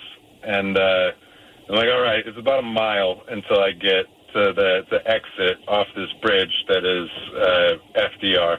And so I start pushing. And I'm a smoker, lifelong, 20 years. And so about halfway, I get winded, and the legs are giving out. So I wave to the cop that's following me so that these cars don't murder me like a bug on the side of FDR. And so are you holding up traffic this entire time? So FDR has 2 lanes, so yes, I was. Yeah, with no shoulder, right? The shoulder is very far away at this point. So I wave him off, and I say, hey, I need a break. He gets on his speaker, and he goes, hey, man, don't worry about it. Take as long as you need. So I'm like, all right. So I take a stretch, I do my little routine, and then I'm like, all right, I got to do this. About a half mile left. I got to do this. And so I start pushing again, and I'm not kidding. I hear on his loudspeaker, that.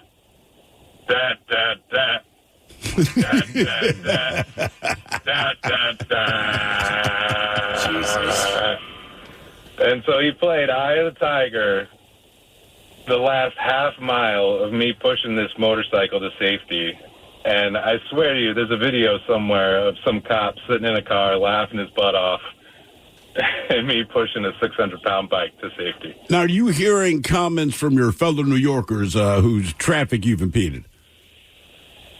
I'm sure there was some honks here and there and some insults thrown my way, but the whizzing of the cars going about 60 miles an hour past me was enough to keep me on my toes. Whatever happened to the bike? Did you ever get it in riding order? Yeah, it's still sitting in a garage in Brooklyn where I found it right now next to my Purple Rain replica that I built. I quit drinking for 6 months, and with that money I saved, I built a Purple Rain replica, like down to the nuts and bolts from 1976 that he wrote in the movie. Now, what kind of looks do you get when you're riding a Purple Rain motorcycle? I wish there was a Prince song that I could do a double entendre to throw on it, but man, it's a head turner, dude. It really is. Dave Chappelle. Nice. Dave Chappelle bought one for like $20,000, and so I got the random idea to do it. But yeah, those are my 2 motorcycle stories right there, gentlemen. I don't envy anyone holding up traffic in New York City. No. What was the moment you realized someone really effed up? 206-803-ROCK. Hello, Ken. Welcome to the men's room. Hola, bichola. Hola.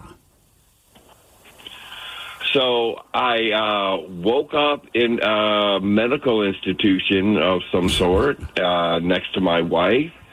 Asked her, where am I at? She says, you're in Harborview. I'm like, well, how'd I get here?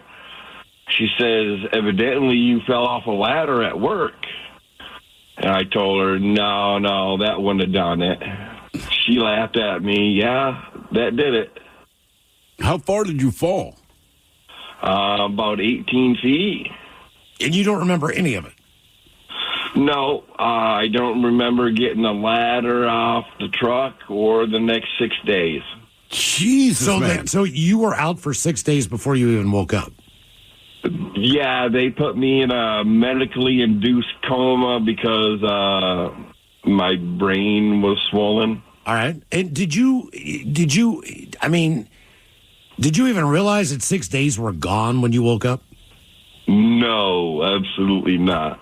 Okay, that's got to be a weird thing. So, were there any witnesses to this to tell you what happened? No, just the people that found me laying on the sidewalk. That's it. So that's all the story you know. You fell off of a ladder, some strangers found you, you wake up 6 days later, that's it. I mean, I can probably piece together what happened, but... What kind of job were you doing? I was doing installs for cable TV. Okay. Damn. All right. That's a little weird. Did not realize that job was that dangerous. I did not either. I remember when I first got cable. So, my brother, he's older. He'd moved out, and he got cable, but he got all the premium channels. And when you first move out of the house, I mean, you're pretty broke, right? So he said, Steven, and this is my brother, honest dude, he's like, when the cable guy got there, because I'm like, man, you have all the premium? He goes, I just bribed him. I said, hey, man, can you hook it up? And they gave him $50, all right? So, and the way that worked is, I guess the cable company had no idea that you had all of the premium channels, but yeah, it gives the guy $50. And I'm like, I'm going to keep that in mind. We finally get cable installed, me and my roommates, and I said, look, man, I heard it from Adrian. Just offer this guy $50 or whatever. We can scrounge together, and it'll give us the premium channels. Because really, we wanted it for HBO and ESPN, Cinemax in particular. We all know why. So the guy shows up. He's doing the install, and I'm going to be the guy. So I said, hey, man, we got $50. You can hook us up the premium package.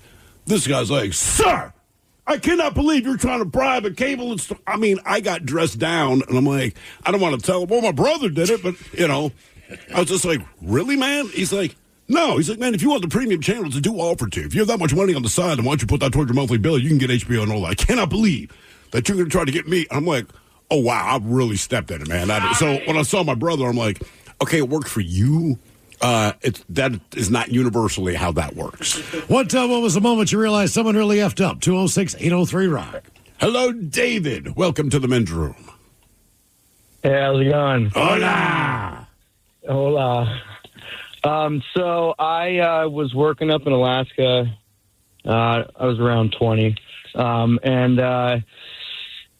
we were drinking a lot on the boat, and my alcohol tolerance got pretty high by the time I got back home to go start to go back to school. And we were going to the bathroom in a bucket and tossing it overboard on the boat. And so I come back to California, and I go to a party, and I just get absolutely plastered. I black out, and I wake up the next morning, everybody's just staring at me. And my buddy tells me that I had started peeing on this ottoman, and I'm peeing on his foot, and he wakes me up, and he's like, dude, David, go to the bathroom. So he brings me to the bathroom, and I finish my business, and then he just hears me grunting, and he's like, what the heck is he doing? Is he going to the bathroom? Or, going number 2 or something? And he comes in there, and I'm like bear hugging the toilet bowl. And he's like, dude, what are you doing? And he gets me up, and I just turn around at him, and I say, the bucket's stuck.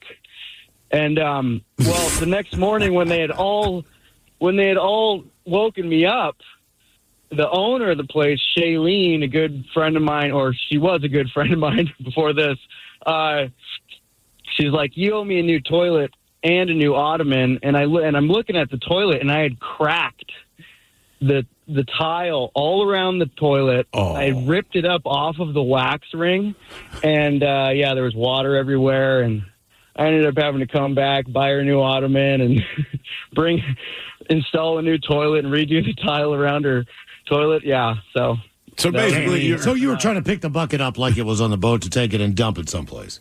Yes, exactly. Where do you think you would have dumped it? Say you got this toilet out of the wall and off the floor. Where do you think you would have ended up dumping it? I probably would have thrown it at the wall or something, thinking that I was on the boat, because we'd do our business in a bucket out on the back of the deck and just get off the bucket and then huck it overboard. And the bucket is stuck. Yeah, the bucket's stuck. Well, hopefully Shailene will forgive you one day for that. What? Your father, what? He broke your sink or your toilet? He totally took the back of the toilet off of the pedestal. How? He fell into it. I'm pretty sure. Drunk? So, yeah, it was 3 o'clock in the morning, came back and just kind of leaned into the toilet, and the whole thing cracked. My thing was, he waking me up in a panic. Miles, I busted the toilet. There's water flowing everywhere. I was like, well, turn off the water. And he's like, I can't figure out how to turn it off. So I go in there and I start spinning this thing. And it's almost like it's completely stripped. Water's going everywhere. I have never shut off the main water valve. I'm sure during a walkthrough from a home inspected, it was pointed out to me where this damn thing was. You know, well, I couldn't tell you where mine is. I had a pretty good idea where it was. I ran downstairs. I turned that damn thing off. There's still water in the pipes. This is on the 3rd story of a townhome. The water is cascading through the lights. Oh, the recessed lighting? The recessed lighting in the 2nd floor. Basically, I had to evacuate that house. All my floors needed to be resanded because they were all warped. How much did that cost? A ton. I had to take fans, and basically they put fans in areas, like cut holes in the drywall. Yeah. To blow air into those that then needed to be repatched because of the fact that they wanted to make sure that there wasn't mold or any of that that stayed in there. So those fans went for a week.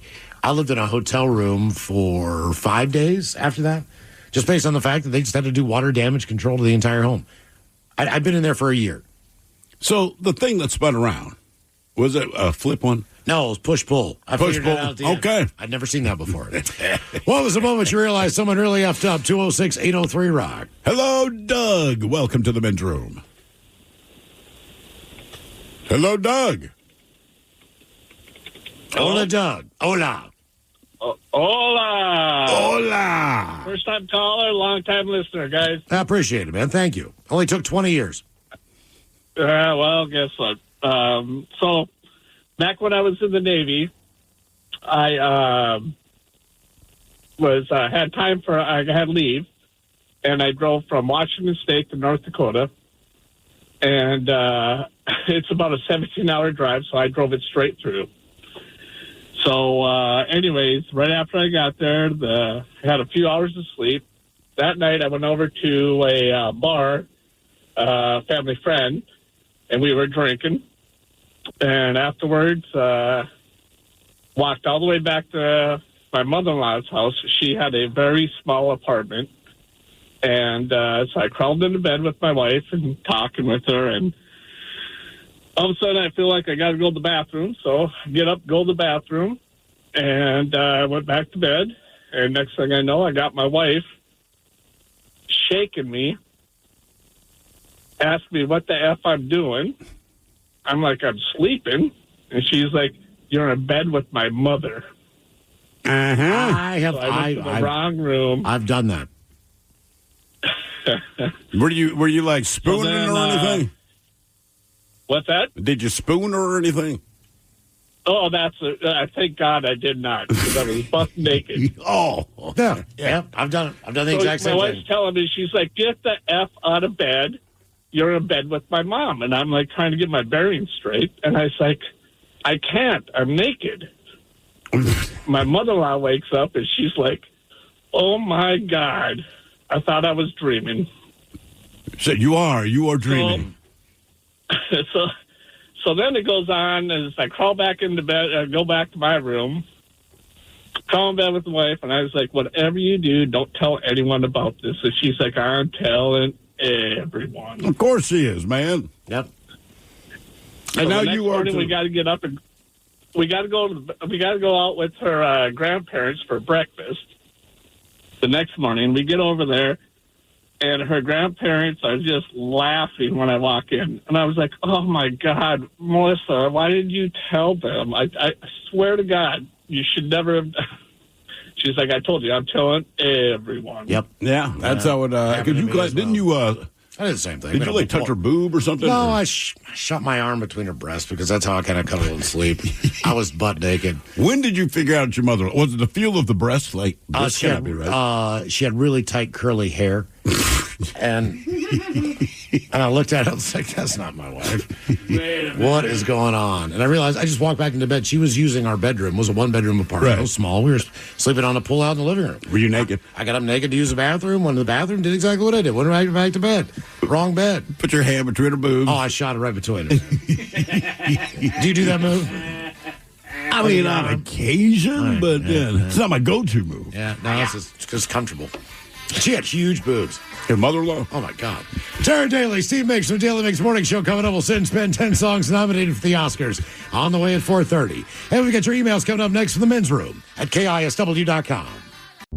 Is your team at work feeling a little disconnected? Maybe the workflow's not flowing? Try Confluence by Atlassian. Confluence is the connected workspace where teams can create, organize, and deliver work like never before. In Confluence, teams can whiteboard their vision for any project, easily create or access the relevant pages and resources they need, and discover important context they might not even know they need. Plus, AI helps teams jumpstart brainstorms, organize information, and connect workflows, so teams can move efficiently and create alignment with ease. In fact, with Confluence, teams can see 5.2% average boost in productivity in 1 year. So if your team lacks confidence, try Confluence, the connected workspace where teams can do it all. Set knowledge free with Confluence. Learn more at Atlassian.com/confluence. That's Atlassian.com/CONFLUENCE. What's up? It's your boy, the Ted Smith. You know what's sneaky? A bunch of big corporations buying up local companies you know and love, gutting them, and keeping the name. But you know who's not a sellout? Pinky's Plumbing. That's right. Pinky's Plumbing's values start with their work ethic, honesty, how they treat their employees, and how they care for their customers. Bigger isn't always better, and that's a fact. You should know you're working with a locally owned company that truly values where they live and work. Pinky's Plumbing. Pinky'sPlumbing.com.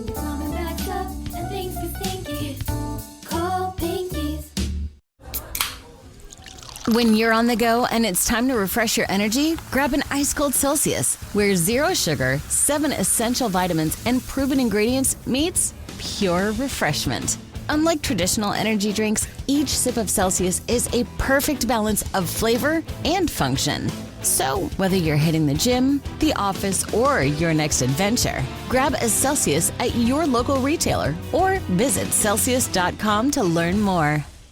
Navigate the electric revolution and gain insights to electric vehicle manufacturing with Rockwell Automation. Get our free white paper and gain all the insights you need into the electric auto industry and smart manufacturing. Only the agile will survive this metamorphic shift in the industry, so let Rockwell Automation keep you up to speed. Search Rockwell Automation EV Revolution white paper and download your free copy today. The electric revolution is here, and full insights are available for download. Get the Rockwell Automation EV Revolution white paper today. So I used Gemini for the first time the other day, and the most impressive thing to me was just talking to it. You go live with it, and then it's just like you're having a conversation. You can just talk about your day or have it explain something to you or start brainstorming ideas. Let me give you an example. I pretended I have a job interview coming up and asked it to help me prep for the interview. It immediately started suggesting common questions I might get asked. Then I started talking through my answers out loud, and it would give me feedback. And it's all happening in real time, like I'm talking to a career coach or something. That's just what I tried first, but you can talk to it about anything. And I honestly think that's the magic of it, how you can just have this back and forth, and it's all seamless. If you haven't tried it yet, it's definitely worth checking out. You'll see what I mean. This episode is brought to you by Progressive Insurance. What if comparing car insurance rates was as easy as putting on your favorite podcast? With Progressive, it is. Just visit the Progressive website to quote with all the coverages you want. You'll see Progressive's direct rate, then their tool will provide options from other companies so you can compare. All you need to do is choose the rate and coverage you like. Quote today at Progressive.com to join the over 28 million drivers who trust Progressive.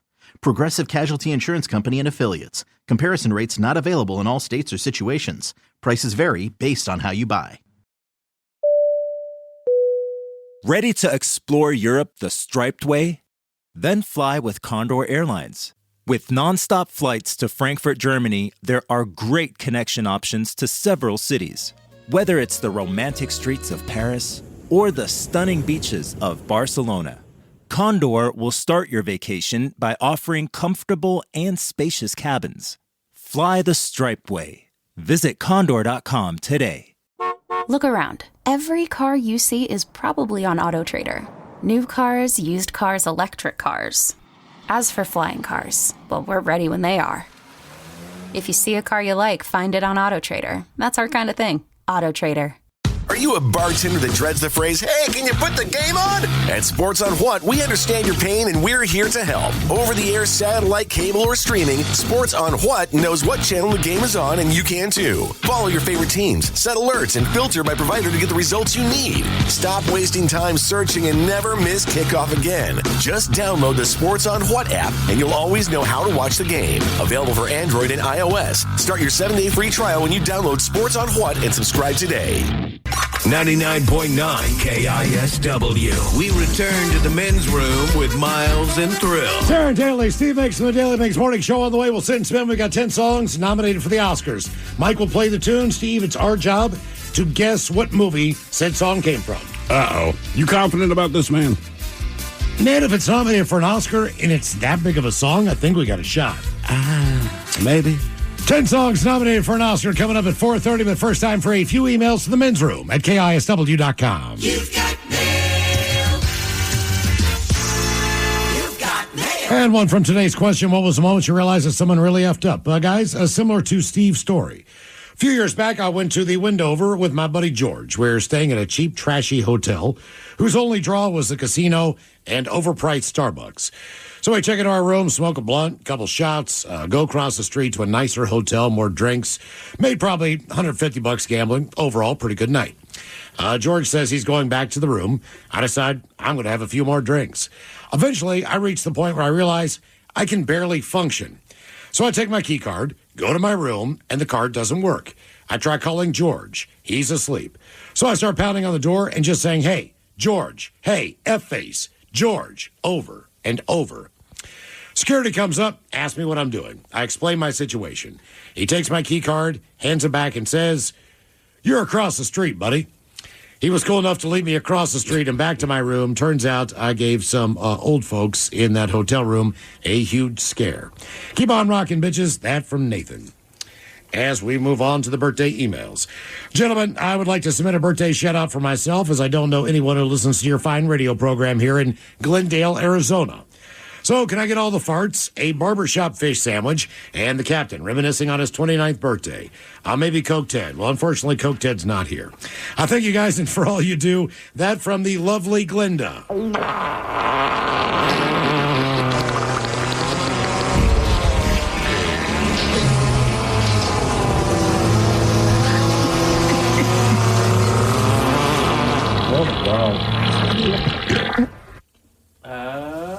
Can I get a fish sandwich? Oh, you know I gotta eat right. Oh, brother, can I have a fish sandwich? You put the cheese and the tartar on the side. Ooh, well, ahoy there. Happy 29th birthday to Glenda in Glendale. Way to branch out. My 29th birthday was a memorable one. First, I went day drinking with Toucan Sam, the Tricks Rabbit, and Sugar Bear. After getting a sweet buzz on, we met up with the Charmin Bears, did whippets in an abandoned rail car before heading back to the SS Company for a drug-fueled night with Mr. Peanut, Chester Cheetah, and, of course, my boy, Chuck E. Cheese. But poor Chuck got arrested for prostitution. Not soliciting, but for being a prostitute. And one thing I learned that night, for 4 game tokens, you can discover that rat has a soft, soft mouth. Crunch Bear. Oh, Jesus. Wow. That's what I said.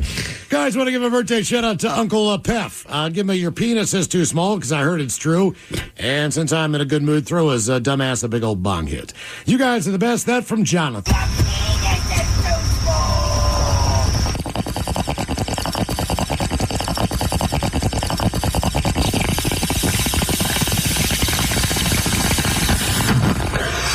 All right, guys, here you go. Happy, happy, happy birthday. Happy, happy, happy birthday. Happy, happy, happy birthday to you, to you, to you.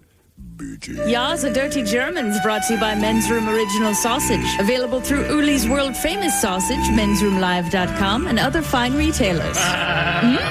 Schweinefly. Bosch's innovative power tools make you feel like a Bosch. Like when you pile drive screws and bolts with the 2-in-1 impact driver, you'll feel like Macho Man Randy Savage. Oh, yeah! Or when you powerfully blast through concrete with the Bulldog rotary hammer, you'll feel like I have the power! And when you make buttery smooth cuts with the Glide Miter saw, you'll feel Scoobity-bee-bop smooth, baby. What he said. With expertly engineered power tools, the more you Bosch, the more you feel like a Bosch. Is your team at work feeling a little disconnected? Maybe the workflow's not flowing? Try Confluence by Atlassian. Confluence is the connected workspace where teams can create, organize, and deliver work like never before. In Confluence, teams can whiteboard their vision for any project, easily create or access the relevant pages and resources they need, and discover important context they might not even know they need. Plus, AI helps teams jumpstart brainstorms, organize information, and connect workflows, so teams can move efficiently and create alignment with ease. In fact, with Confluence, teams can see 5.2% average boost in productivity in 1 year. So if your team lacks confidence, try Confluence, the connected workspace where teams can do it all. Set knowledge free with Confluence. Learn more at Atlassian.com/confluence. That's ATLASSIAN.com/CONFLUENCE. What's up? It's your boy, the Ted Smith. When that pipe starts to trickle and you're in a real pickle, call Pinky. When that burst pipe starts to smell ripe, call Pinky. When your water heater's shot and it won't get hot, call Pinky. When you get home to a flood, call your best bud. Pinky's Plumbing to the rescue. No job is too big or too small. Pinky's does it all. So when your plumbing backs up and things get stinky, call Pinky's. Pinky'sPlumbing.com.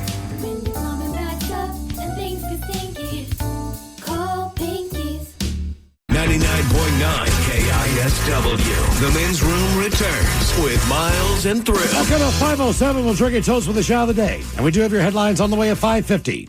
But first, quick check on Mike Hawk and some of the stories and headlines he is not working on. Well, thank you, Miles. New research suggests that many people who believe in conspiracy theories do so out of spite. Yeah, I can believe that. Yeah, and it was kind of the ability to regain power over somebody who has power over you intellectually. Because when it comes to conspiracy theories, the thing that gives them fuel is that you can't disprove them. Yeah, that's the entire thing, right? Exactly. Prove me wrong. Right. And I mean, but you can do it with anything. Right. Air doesn't exist. Right. You talk about, man, can you see it? Careful, man. Don't say that too loud, because that's going to start going around. I'm serious. That's got to be on the internet. Yeah, true enough. You know? It's got one vehicle out there. Yeah, that's all it is. There's a man in the UK pleading his innocence about the gold that he was trying to sell, saying that he didn't know it was from a stolen golden toilet. So you remember someone stole that gold toilet? Yeah. And they chopped it up for gold. So this guy, he's been fencing the gold. And granted, he's fencing the gold post-toilet chop-up, but the cops are like, you had to know that it came from this toilet. Right. And even if you didn't initially, when the story broke and these guys came to you within 24 hours of the story breaking with the exact amount of weight of gold, they're like, come on. Come on, man. And his position was, hey, man, I don't see good gold or bad gold. Gold is just gold to me. Right. That's his position. He should have melted it down. 100%. Side note, that is one that always confused me. I understand the grandeur of having a solid gold toilet. If I have gold, I don't want to poop on it. No, I don't want to pee on it. It was an art installation. It was actually true enough. In a museum in New York. It was gifted by an Italian artist. But it's functional. And the name of the toilet is the Americana. Right. Right. And it's just, it represents gluttony. Correct. So that was the whole point of the piece. True enough. Which, ironically, it was stolen and sold off for cash. So, right. However, if I got wasted one night and I was praying to the porcelain god, I wouldn't mind doing it to a gold toilet. Well, that's what I'm saying. When you got to go, man. I would tell everybody, dude, you'll never believe what I did. I threw up in a gold toilet. Oh, yeah. Took a heater in there, man. Didn't flush or nothing. Oh, no. Left it. Let's see here. Someone wrote to an advice article asking the proper thing to say when meeting somebody now that how do you do is out. How about hi? Where did how do you do go? Basically, think about it. When was the last time that you met somebody and said, how do you do?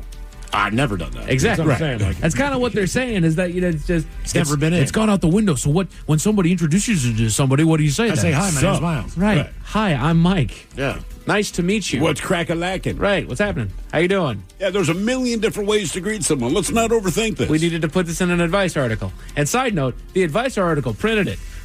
Slow day? Not a whole lot of questions in the mail? What do I say? I don't say hello. Criminy. A study has shown How do you do? Oh, you know what? Side note, screw it. Don't care if it's out. Say how do you do. That and I do declare. I'm start saying I do those. declare. My name is Miles. I do declare. How do you do? Miles, every shot of the Miles Montgomery Classic, I want you to just nail one and just give it an I do declare. I do declare. I do declare. Yeah.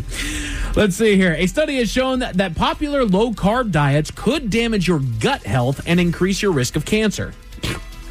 But that makes sense just because you do need carbohydrates. That's Yes. the problem, is that people are mistaking calories and carbs for things that you need to get rid of. No, you need to make sure that You you're need both. using them. Right. You can't keep putting fuel in your car when the gas tank is full. Well, You need that's to burn basically it. it. no matter what, you need somewhat of a balanced diet. You do. You need vegetables. You need fruit. You need good protein. You Right. need carbohydrates. You need all that stuff.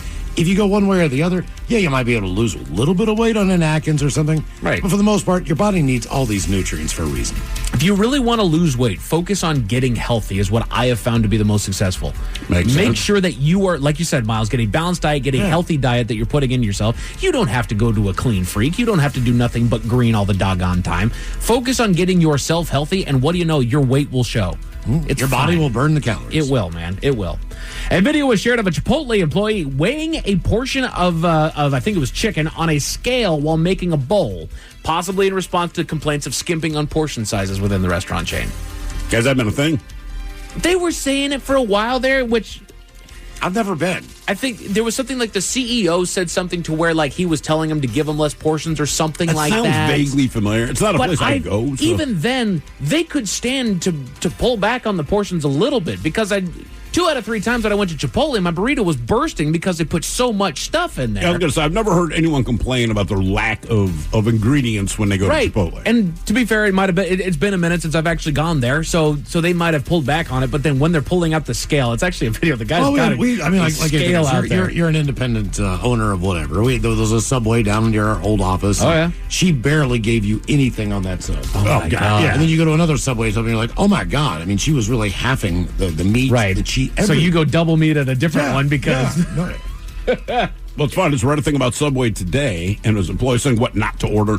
And it's not necessarily gross. Some of them were gross, but other things they said, look, man, when it comes to you asking for like extra vegetables and all that kind of crap, the guy was just saying our problem is they always have a camera installed, and the managers get pissed if we actually honor what you're asking for, but then the customer gets pissed if you don't. So it's so like we're just always in trouble with this. So we can stuff it with lettuce because lettuce is cheap. Yeah. So we try to bulk it up with that, but hey, am I going to get extra black olives? They're like, look, we don't care, but they literally they don't care if we're taking money out of the register. They are watching to see how much food we're putting on your stand, and like we have to hear about this. Damn. I was like, are you kidding me, man? Steve, you probably already know this, but last week the first ever asteroid mining mission was launched. I do know that because I'm a nerd. You also probably know that we lost connection to the device within 24 hours of the launch. Yes. Oh, really? Because I'm a nerd. Oh, yeah. Fired that damn. It was off of a SpaceX shuttle, and they lost connection within the day. It doesn't mean they won't get it back. No. It's a quick aside. My brother, he was on the Pluto thing, right? Okay. Big freaking deal, and it was a 9-year mission. You get funding from Congress, and they're not the brightest bulbs, right? They just want the shiny thing at the end. Sure. So this thing was around for 9 years, and 3 days before it's supposed to start showing the first pictures of Pluto, keep in mind, at this point, the media is now getting on it. So the New Horizons spacecraft, it's 72 hours away from Pluto. This is a big deal. All the Congress critters, as they call them, they're watching. President wants to know. Well, they lose contact. But they cannot share it. So I didn't know this until after the fact. And he goes, man, we're freaking the hell out. Like, oh, my God, man. Because now the Congress is on it, the media's on it, everyone's waiting to see, proof of concept kind of thing. If we can't reach this bitch, like, this is bad. Right. But we can't tell anyone. So they're very feverish. Long story short, they go through all the geeky technical stuff. And he said, for lack of a better explanation, basically we kind of unplugged the computer and plugged it back in. And poof, there it was. Nice. A little more difficult than that, but he's like, it was a real basic thing. If it works for NASA, it works for me, damn it. And it's basically New Horizons. It's like, where you been? Turn it back on. Miles, what day is it, buddy? It is March the 4th, Meaning 2025. That it is Mardi Gras. Yes, it is. Oh, man, they had a hell of a storm blow through there today. I'm sure they did. The problem is we can't celebrate Mardi Gras because it's in New Orleans. Or can we? The Men's Room Top 10. The Men's Room Top 10. 10 ways to celebrate Mardi Gras from home or anywhere else, I guess, for that matter. Here's all you need to have a memorable or blackout-worthy Fat Tuesday. Mix up a potent pitcher of Pat O'Brien's Hurricanes. Consume 2 bare minimum. Put on funny Jester's outfit. Walk up the block with the rest of the pitcher of Hurricanes. Chug Hurricanes. Proceed to vomit on yourself. Wake up at 3 a.m. in hurricane and vomit-stained Jester's costume. Drink rainwater from pothole. Get hit by rideshare driver. Get rideshare driver to take you to the hospital. Steal clothes from 81-year-old man in coma. Wake up and go to work.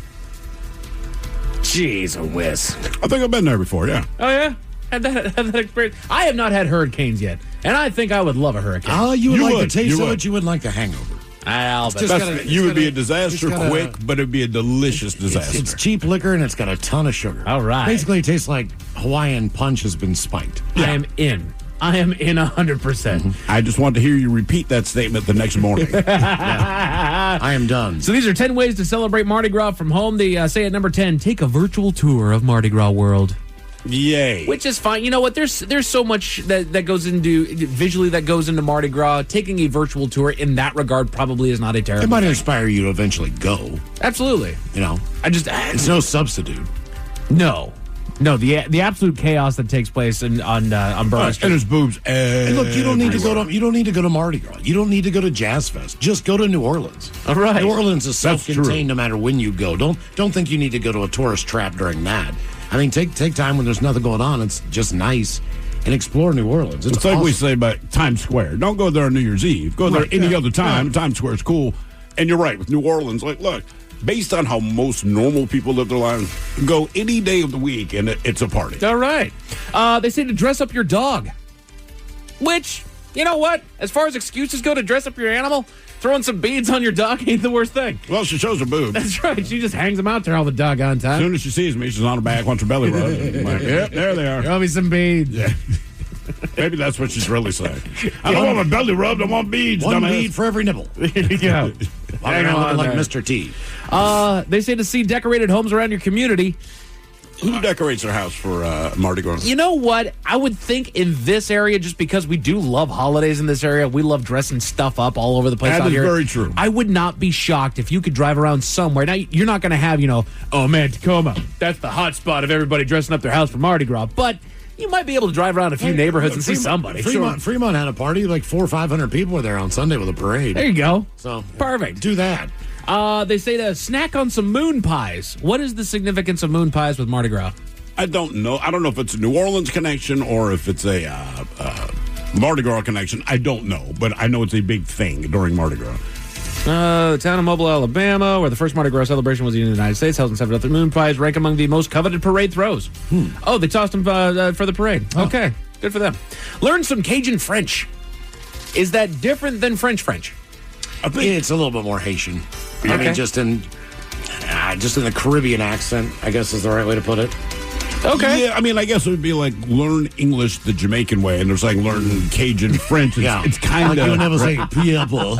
Yeah. Piable. But say piable. Gotcha. 10 ways to celebrate Mardi Gras from home. They say make a shoebox float.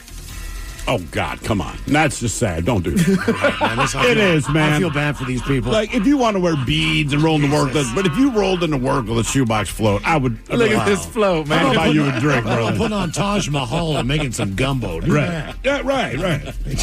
Jesus. Mix a Mardi Gras martini. Well, I might do that. Right? I mean, I won't argue with that one. Should we bring a shoebox float for Ooh, for the Daily Mix Parade. The St. Patrick's Day. Say, tournament. look, we brought a float. It's just in a shoebox. And it was suggested to us online. No, I think you make the float out of a shoebox. Yeah. Yeah. Maybe just tape it to a skateboard and drag it behind us. Eat king cake. Which, I mean, yeah, I guess, it's an excuse to eat cake. You got to hide a baby in there. You just got to order one. Right. Do you have to order one, or do you just hide a little baby in there? No, you need to order one. You cannot just eat a cake, put a baby in it, and call it a king cake. Yeah, it's not a king cake. Mike just stuffed a baby in it. I did, man. I mean, it works. That's what they do. It's got rainbow layers on it. Okay. On the inside, yeah. So I'll make a rainbow layer, put a little baby in it. I mean, if you got the skills. Put them in between the icing. There you go. I might be able to order one from a grocery store. Who knows? There you go. Have a seafood boil. Yeah, that's a great idea. And invite us. Not a terrible idea at all. But then this is the number one way that you can celebrate Mardi Gras from home. Thank you. Listen for the band coming down the street. Decorate in purple and gold. Yeah, for sure. Go Ravens. Pretty much the easiest thing that you can do. It's just go Huskies. Throw up some decorations. Just break out your Go Huskies. Man, New Orleans people, they're like that all the time. We were in Texas a couple of months ago. Kids volleyball tournament, right? And so there are teams from every state, every city, you name it, they're there. Of course. We're in a hotel, and the funnest people there were from New Orleans, and all of them are wearing green, gold, and purple sequin jackets. You would think it's already Mardi Gras. They had disco balls with cowboy hats on top and a straw. They brought their own booze. Naturally, they sat with me and my wife, and we had a fantastic time with them. I love it. And we're sitting next to the bar, and they're just pulling out bottles of booze. And we're like, is that okay? And they're just like, it's okay with us. They were awesome. A man in Connecticut was arrested for doing something naughty at a train station, Miles. What was he doing there at the train station? Tell you all about it at 5:50. Thank you, sir. Headlines are coming up at 5:50. In the meantime, have we made it to drinking time? Somebody out there deserves to be recognized. And the men's room knows just who it is. So to you, we say, bottoms up, sailor. You're the toast of our shot of the day. What time it is, and as usual, we head to the drink desk and Steve Thrill Hill to find out who we're toasting. Yes, indeed. And today we toast a thief or thieves from Lincolnshire, England. Now, it's already a bad look when you rob a church, but at least if you're stealing money or precious metal candelabras, at least we can make sense of that. We go, okay. However, this theft, in this case, they stole 3, quote, low-value paintings. Now, one painting depicted the Lord's Prayer. I don't know how you paint that, but whatever. One painting depicts Moses delivering the 10 Commandments, but we're toasting them because they also stole a painting that said, thou shalt not steal. I don't know if they did it to be funny, if this is part of their haul, but I'm like, that is perfect. Right, it just had the 10 Commandments on there. Which, thou shalt not steal. Like, take that one. Yeah, that one right there. We'll see you in hell, fellas. Well done. So we pour this booze, and we drink this booze because we think it's yummy. Yummy! So over the tongue and down the throat to party in our tummies. Down the hola bitola. All right, it's going to get tested online for Profile This, 206-803-ROCK. Profile This is next. Nerds! Today's episode is sponsored by Smart Travel, a new podcast from NerdWallet. Want to travel like a savvy jet setter? No, that doesn't mean monogramming your passport. It means making smart decisions every step of your trip, which means knowing your options. Smart Travel unpacks the facts, like which booking sites actually save money, how to fly first class using points, and if that fancy travel card is a smart investment. All so you can save more on your next adventure. Follow Smart Travel from NerdWallet today and start traveling like a pro. Mom, I need to lay low for a few days. Lay low? What's going on? I only paid for this Hyundai Tucson. Christopher Allen Lynch. Deal's so right, it almost feels wrong. Get the car or SUV you want at the Hyundai Getaway Sales Event. Get 0.99% APR for 60 months or $7,500 EV bonus on the Hyundai Ioniq 5. Visit your local Hyundai dealer today. Offers end March 31st. Call 562-314-4603 for details. Hiring is a lonely business. Posting jobs, sifting through resumes, interviews with unqualified applicants, being ghosted.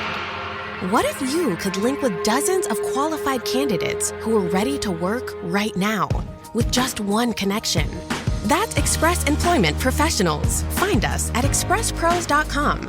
One connection, the workforce you need. Problem solved. Express Employment Professionals. expresspros.com. You don't just live in your home. You live in your neighborhood as well. So when you're shopping for a home, you want to know as much about the area around it as possible. Luckily, Homes.com has got you covered. Each listing features a comprehensive neighborhood guide from local experts. Everything you'd ever want to know about a neighborhood, including the number of homes for sale, transportation, local amenities, cultural attractions, unique qualities, and even things like median lot size and a noise score. Homes.com. We've done your homework.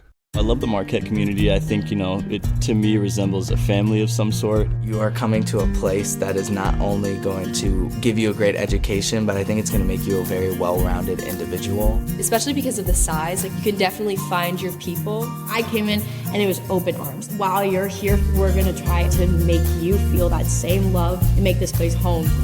We are Marquette. We are Marquette. We are Marquette. We are Marquette.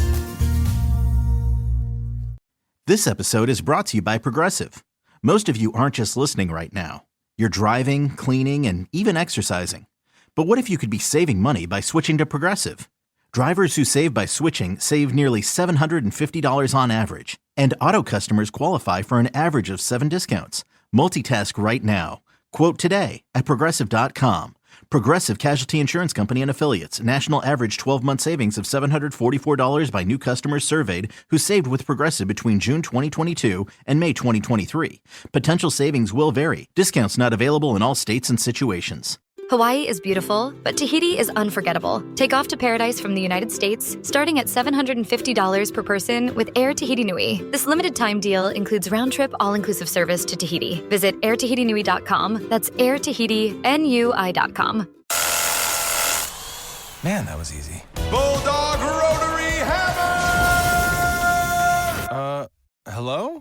It is I, He-Man, your inner Bosch. Inner... Bosch! I'm sorry, what? That powerful feeling you get when you can powerfully blast through concrete. Say it with me. What, like right now? Yes! We have the power! The more you Bosch, the more you feel like a Bosch. Are you a bartender that dreads the phrase, hey, can you put the game on? At Sports on What, we understand your pain and we're here to help. Over-the-air, satellite, cable, or streaming, Sports on What knows what channel the game is on, and you can too. Follow your favorite teams, set alerts, and filter by provider to get the results you need. Stop wasting time searching and never miss kickoff again. Just download the Sports on What app, and you'll always know how to watch the game. Available for Android and iOS. Start your 7-day free trial when you download Sports on What and subscribe today. The Men's Room presents Profile This. And Stephen Throwhill, could you please tell everyone how Profile This is played? Sure can, Miles. It's a simple game where we share with you a real-life news story, something that happened right here on planet Earth. Earth. And as you listen to the story, based on the stereotypes you believe to be true of people and the decisions that people make, we'll ask you what it is you think makes the story a story. Hello, Matt. Welcome to the Men's Room. Hola, bichola. Hola. All right, Matt, you understand how this here game is played? I do. Fantastic. You have your choice of 1 of 3 stories. Today, we offer you interior decorating, where you guess the foreign object that ended up on the inside of someone. Hit me with your best shot, where you guess the unconventional weapon that someone chose to use as a weapon. And finally today, Animalize This, where you guess the animal responsible for causing the problem. Well, let's do Animalize This.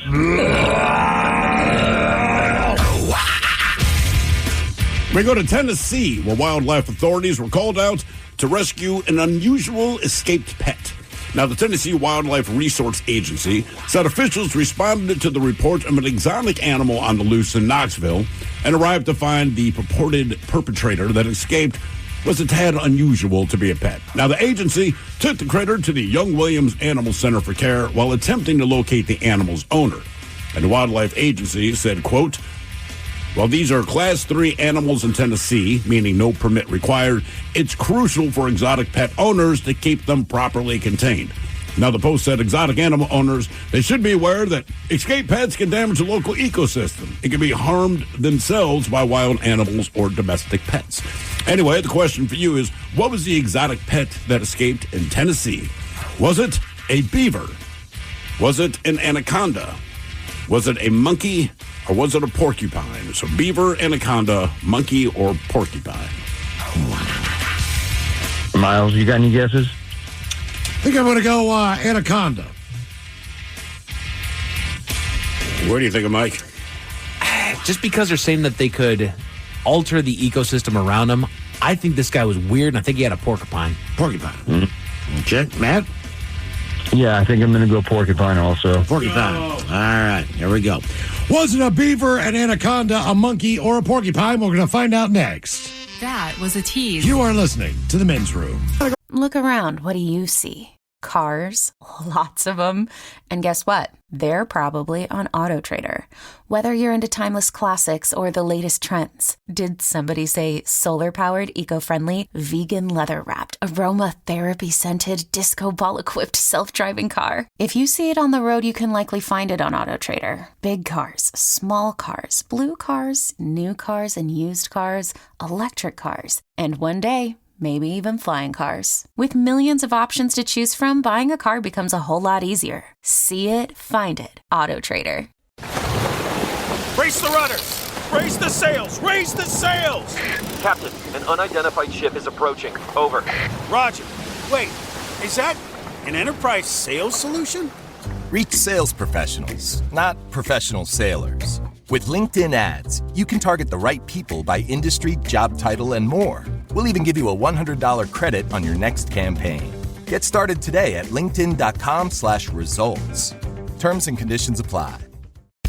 With Fidelity Wealth Management, a dedicated advisor gets to know you and your goals to build a comprehensive plan to help grow and protect your wealth. Backed by a team of specialists, they'll analyze all your accounts, even the ones they don't manage, to keep an eye on taxes and provide proactive portfolio insights that can help you unlock your wealth's full potential. Learn more at fidelity.com/wealth. Investment minimums apply. Fidelity Brokerage Services, LLC. Member NYSE SIPC. Analyze this on Profile This. Tennessee wildlife officials called to rescue an escaped exotic pet. They caught the pet, still looking for the owner. Question is, what was the animal? Was it a beaver, an anaconda, a monkey, or a porcupine? And Matt, that is a question that we posed to you. Let us start with Miles Montgomery. You want me the old anaconda? I don't want some unless you've got buns, hon.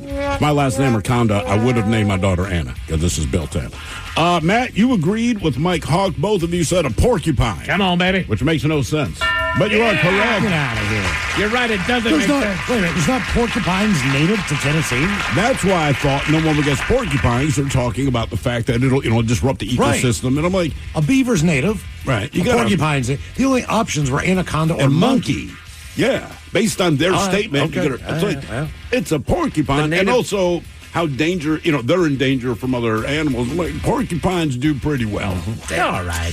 Now for all TV news all the time for TV Time of 10. And now, because your pathetic life is confined to countless hours in front of a talking box, the Men's Room presents TV Time with Ted. I'm going to take you guys back to, I believe it was 2019 or 2020. There was a movie that was going to come out that was making an adaptation of a lot of people's favorite video game character and turning it into a more live-action CGI mixed movie, Sonic the Hedgehog. You guys remember that? I do, because I've seen it. Absolutely. Do you guys remember what happened when they finally released that first teaser trailer and everybody freaked out? Does anybody remember why everybody freaked out at that first teaser trailer? No. Because the imagery for Sonic was absolutely god-awful terrible. He looked terrible. I don't know how it happened, but somebody signed off on that design image and that idea of what Sonic the Hedgehog was going to look like, and they hated it. Audiences absolutely hated it. They sat there screaming, how in the hell did you F this up? He's already a computer-generated image, and you screwed it up. And I was one of the... I didn't follow society when they said, go back, trust me, you're going to thank us when you do this. Go back to the drawing board, reanimate him into this movie. All right. Because my thought process was, this costs a lot of frickin' money. No, of course. It's not like somebody just go in there and just control all deleting stuff in there. Like, this takes a lot of time and a lot of effort to make this happen. Turns out it made the movie wildly successful. Everybody absolutely loved it. So they did actually change it. They did completely change it. So the one that you saw, the one that you know and that you see, is actually the tried and true image. You know what? I'm actually going to sit here and look up the old... Were they trying to make him look different for the movie? I think so, because they were trying to bring it they were trying to bring him to life. So they tried to make him look a little bit less cartoony. There on the left is what they first came out with, and on the right is what they reanimated him to. Okay, Yeah, that's horror movie Sonic. Right, exactly. It didn't. What make is sense. what is his deal? I don't know the He's character. Sonic the Hedgehog? Yeah, he just runs quick. All right, okay. And he's from another planet. Look, I learned this from the Rescue movie. little woodland critters. Because my kids just thought, my son in particular, it's a great movie. It's not. But I would sit there and watch it with him. And he's from another planet, makes friends with the dude. Jim Carrey wants to kill him or whatever. It's fine. Okay. All right. Well, it has happened again. After a lengthy hiatus for the Shrek franchise, a new trailer for Shrek 5 has dropped. And in the trailer, Shrek and Fiona return as middle-aged parents, watching as the magic mirror plays a Shrek montage. And since the trailer dropped, fans have taken to social media to make memes from the trailer or express surprise over the ogre and his family's new looks. There have been... they don't like it. There's something different about it. Aren't they supposed to be older, though? They are supposed to be older, and it's not necessarily that they made them look older, but what you see in that image... It's not Shrek and They Fiona. changed the design of it, if that makes sense. You Yeah. can look this up. If you look new Shrek animation, it'll show you kind of a side-by-side image of when he first came out. Granted, 24 years ago when that first movie came out, became an absolute sensation, made 3 other movies in the meantime. This one's coming out, and he looks like he's a cameo in the Trolls franchise. He looks a little angrier, maybe. Is that the right way to put it? Anger isn't what I see in the face that seems to be the still shot. It's just kind of worry that wasn't ever really on his face. It doesn't fit the character. It doesn't. I'm looking look at right. it now, All right. and you're right. But there's even been suggestions to encourage DreamWorks and Universal, who produce and distribute the film respectively, to make changes to Shrek 5's animation. And they say anything is possible, as fan criticism over the first Sonic movie and its original design for the Blue Hedgehog actually got a response from the director. And that movie was delayed for 3 months while design changes were made. And that's To me, it was just the funny of the movie. It was the script. It was the lines that were dropped. It was the characters that were doing the movie. And I think one of the things that it does there, yes, you're right, it's about the jokes and the content of the movie, but it's one of those... They're the ones delivering it. Right, exactly. That's who you see delivering the lines, and if you make them look different, it kind of throws... It's like when you watch a TV, it's like a soap opera, right? Sure. So, Mike, you got a bigger contract, you're not going to do primetime TV or movies. Yeah. But we're not going to kill your character, so you put Ted into your place. Right. And people are kind of like, well, wait a minute. I know, but... And I know it's about the story and all that. It doesn't look right. That's not who I know the character to be. Has enough time passed on the new generation of people who would enjoy Shrek to even know? I think Shrek is still so big that even the newer generation that's coming up, They watch it now. Yeah, they're watching all the old ones because it's what their parents are watching. Yep. So they're absolutely loving it. So what's going to happen there? I don't know. Is there going to be a redesign? It's fathomable. Right now, fans are freaking out about it. So just do the redesign. Yeah, exactly. Shifting gears, kind of sticking with comedy. Anybody remember Bruce Vilanch? Yes, he was. I feel like I've only ever heard the name. Who showed up on game shows. So he's kind of guy you put in Hollywood Squares. You're not sure why you know him. He's mildly funny. He's kind of a chubby dude, had a big curly, like blonde mop of hair. Yep. And I want to say red-rimmed glasses or something like that. And I want you to keep that energy because he recently appeared on The View. And jokingly introduced to viewers who might not be familiar with his work. And he also then said, I would just like to say for you football fans out there, I am not Travis Kelce's mom. Apparently, he's been getting mistaken for Donna Kelce. Oh. Yeah, I just looked at it because he used to always have a mustache and beard as I remember him. Gotcha. And I just pulled up a picture. He has shaved his face. What in the world was his bit? I know that he's a comedian. Like, did he just do stand-up or... I don't know. He was just a game show I only knew guy. him right as a B somebody on various game shows. Okay, and apparently he looks like doggone Donna Kelce. I mean, you look at that. That's not too far off of Donna Kelce. Yeah, he's right. Wow. It looks like Donna's just standing there on the red carpet, just about ready to go do that thing. So there you go. So Bruce Vilanch, Donna Kelce, looks just like each other there. Let's go back to the Oscars a little bit because as it does go with the Oscars, you can't stop talking about it for some time after it's already happened. So we do have a few things there. Adrian Brody set an Oscar record with his acceptance speech. It was 5 minutes and 40 seconds long. I don't think that's the record you want to hold. No, it is not. The previous record was 5 minutes and 30 seconds, set by actress Greer Garson all the way back in 1943. Oh, damn. Yeah, because you're taking away other people's time. Exactly. It's just not, it's not about you. It's about everybody who is a nominee, everyone who wins. Well, and then I read another story today that Miley Cyrus was kind of, a lip reader caught her after she presented an award, and I don't remember who it was for, but there was some sound engineer that was getting up there. Everybody else on the cast was able to get up there, say their thank yous, say their I love yous to their family, and as he's coming up there, the mic cuts out so that he can't say, I love you, Janet. Yeah, you can clearly read her lips. Right. She's like, dude, F that. So you're taking away other people's time, and that's always been my big issue with it. It's like, yeah, I get it that you're the big actress, you're the big actor. There's other people on this stage that made your movie happen. And in the end, you all say the same thing. Exactly. Acting is a really important thing. Look, no one's disputing that. That's why they have the Oscars. That's why people watch it. You don't need to repeat it from person to person. And again, that's what I say, my love of movies. We know you love movies. You want a goddamn Oscar. Right. It's not like you answered some ad in the paper, man, and ended up doing it. Yeah. We know. I'm not sure that I should thank you until I watch the movie. No kidding. But that's actually not the only way that Brody annoyed people. He's getting a lot of blowback for taking his gum out of his mouth and tossing it to his girlfriend before the speech. Oh, who cares? Peter Dinklage did it years ago. Everyone thought it was awesome. Did he? Yeah, man. He pulled it out of his mouth and handed it to, he didn't toss it, but... If you're Adrian Brody, shouldn't you know that you're about to go up and give an acceptance speech?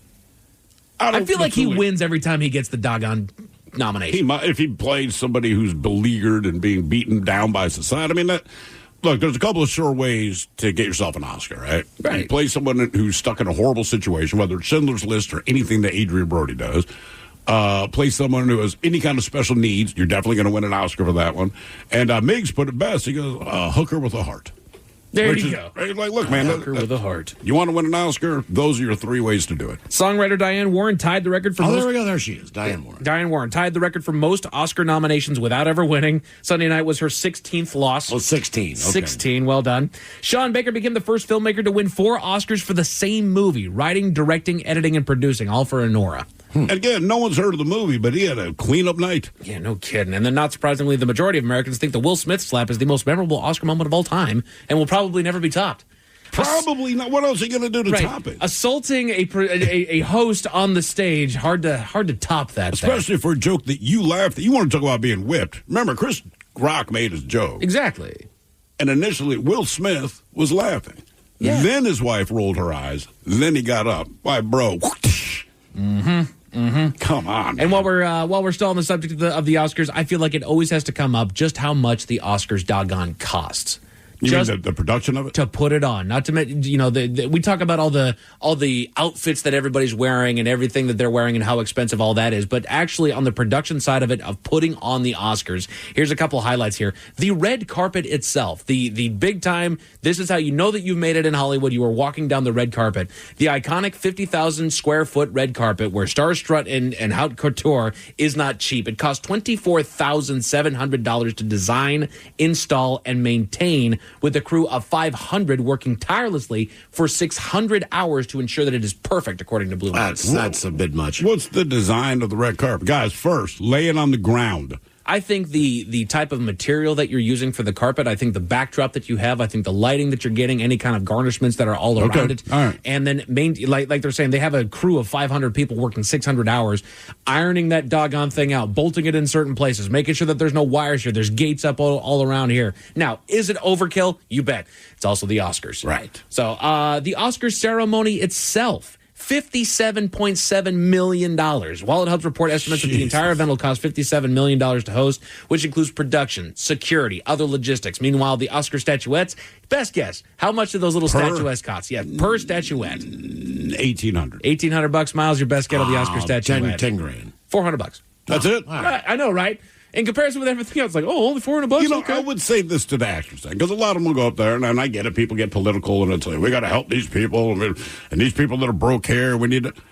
How about you guys stay home, save $57 million, and donate that to charities? Right. Right, because if you win an Oscar, is it more important to you to be on TV to bore us with a speech that is exactly the same as everyone who's ever given a speech that won an Oscar, or just be on a Zoom call and say, hey, man, you won. All right, exactly. So you're still considered the best actor this year, best actress, but you saved $57 million on an unnecessary production for your self-aggrandizement. Come Let's on, man. face it, you could spend the money on the production value of just making a constant live stream that, if you want to have a watch party at your mansion or whatever it is that we'll pop into from time to time. There you go. Set up your Zoom camera, homie. Exactly. Do it back the way that we did in 2020. It was not terrible, other than the fact that they still tried to have live presenters, which I don't know why they still stuck with that. You don't need that. We've achieved a situation beyond that to where we don't need to burden people that would probably much rather just get drunk with their friends out there in the audience than get up there and have to present a doggone award. But it's just one of those things. Like, look, man, you went to an award ceremony that cost $57 million, and you go up there and talk about whatever. It comes off as disingenuous.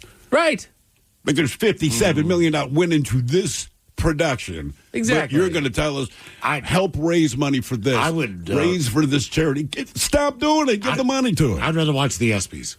Yeah. The Oscars, to me, are on the lowest. I mean, the Tonys, I don't watch them because I'm not familiar with Broadway. Sure. Right. So it's not that it's probably not entertaining. I don't know anything they're going to talk about. Sure. But the Oscars, that is the thing that I care about the least. Right. When they start hyping this crap You haven't even up, heard of the movies. I'd rather watch the American Music Awards, Grammy, anything else. Anything else. Grammys, you get performances. Yes. Right. And I don't expect the actors to go up and recreate their scenes or anything, but like Grammys, you get, and it's all about the performances. Right. Basically, they'll tell you who's going to perform, and then they're like, oh, shoot, hey, man, real quick, record of the year. Hey, good. And TV Video Awards. They don't even make videos. I'd rather watch that.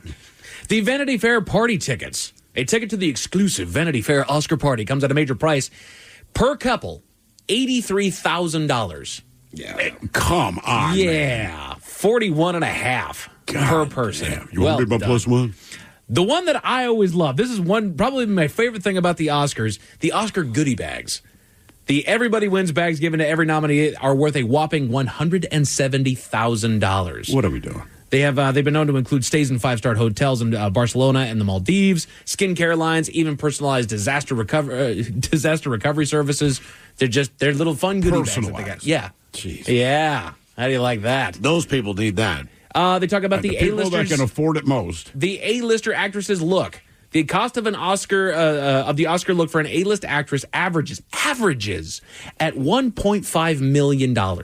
From custom gowns to diamond jewelry, these red carpet outfits are made with the finest of materials. Average 1.5. And most of those are rented. Anybody remember the most expensive one that was ever worn on the red carpet? No. Kate Blanchett back in 2014 made history in 2014 by wearing what was then the most expensive Oscar I saw look that damn ever. thing in South Africa. It was up in a display in the Diamond Museum because of the diamond she was wearing. That is exactly right, really? Miles. Oh, yeah. It cost $18.1 million, and the jewelry alone was the 18 of that they had million. the dress and they had the necklace. $100,000 Armani gown and $18 million worth of jewels. And then finally, they go with the jewelry overload. Besides the extravagant gowns, jewelry is also in the spotlight. Lady Gaga's 2019 Oscars necklace, for example, a 128-carat yellow diamond from Tiffany & Company. By the way, these people get up on stage and lecture everybody about how we need to help everybody else That's wear. what I'm saying. Meanwhile, they're wearing a 128-carat yellow diamond from Tiffany. She basically had Secret Service detail on her the entire time. Because of that diamond. Right. She did. Valued at $30 million. That was in the display. Just how they had to pull that off, how they had to get that thing there. Make sure that she couldn't go. She didn't go to the bathroom by herself. No. I mean, all you that, cannot be by yourself. It was. I was like, wow. I would not want to wear that. I wouldn't feel comfortable. On tonight, you got Kitchen Nightmares over on Fox, Deal or No Deal Island on NBC. And then late night tonight, I'm going to recommend that you Seth Meyers. He's got Fred Armisen stopping by. Oh, all right. Thank you, Mike. We appreciate it. Headlines are coming up. You're listening to The Men's Room. The Men's Room returns with Miles and Thrill. Now, let's see what's happening in the real world. All right, here we go, Utah teens. Cornhole skills are good enough to get him a free college tuition, fully paid. Meanwhile, a thief learns when you see a Mighty Morphin Power Ranger. Be very afraid. After killing roommate, woman takes Mountain Dew bath to wash away the DNA. A woman gives birth in the back of a car. Same place she got that way. And a man is arrested while celebrating Palm Sunday at the train station. It is time for your headlines. Now, it's time to hit the headlines. Here's Mike Hawk. All right, our top story. We go to Connecticut, where you can't even get on a train anymore. Police received a call about a man that was disturbing the public by urinating and pleasuring himself in plain view of commuters. Well, if they would stop staring at him, it wouldn't have bothered them so much. He did flee the scene before authorities arrived, but was quickly identified, tracked down, and arrested. Do they not have bathrooms in the doggone train They do. station? Yeah. They absolutely do. Hey. So, I mean, do your thing. Just do it behind closed doors. And maybe I'm wrong, but it's Connecticut. I kind of put Connecticut on like a higher standard when it comes to our states in propriety speaking. The richer parts, for sure. Right. I feel like they should be a little bit... That's not something that you hear out of Connecticut. Not much. No. Not much. Come on, man. Let's do better here. In other news, to Brazil, where they used clever methods to catch suspects, a man in the area was suspected of a theft great enough that warranted local authorities to sneakily apprehend him. They took the opportunity of a carnival that was taking place in the area to dress up and hide themselves in order to get close to the thief and move in to arrest him. But their choice of costume was a great one, as the police force dressed in full Power Rangers gear to disguise themselves before the arrest. He's now in custody as they search for his accomplice. That had to be a surprise. Right? Because at first, there was like 4 or 5 of them. Yeah. And all these Power Rangers coming at you like, all right, cool. And then all of a sudden they take off their helmets and say, put your hands behind your back. And even then, you might think it's still kind of a gag. Right. Because they're Power Rangers. Until they actually handcuff you. I want to see more of that. And tell you your crime. Right? I want to see more of that in this city, man. It's just like a superhero, man. Hell yeah. They take down a Spider-Man, you kind of go like, all right.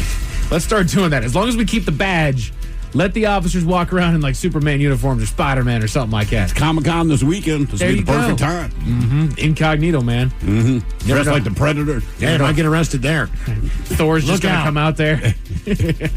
Yeah. Horrible story out of Florida. Police responded to reports of a house fire in the area. This is a terrible story with an elderly man inside.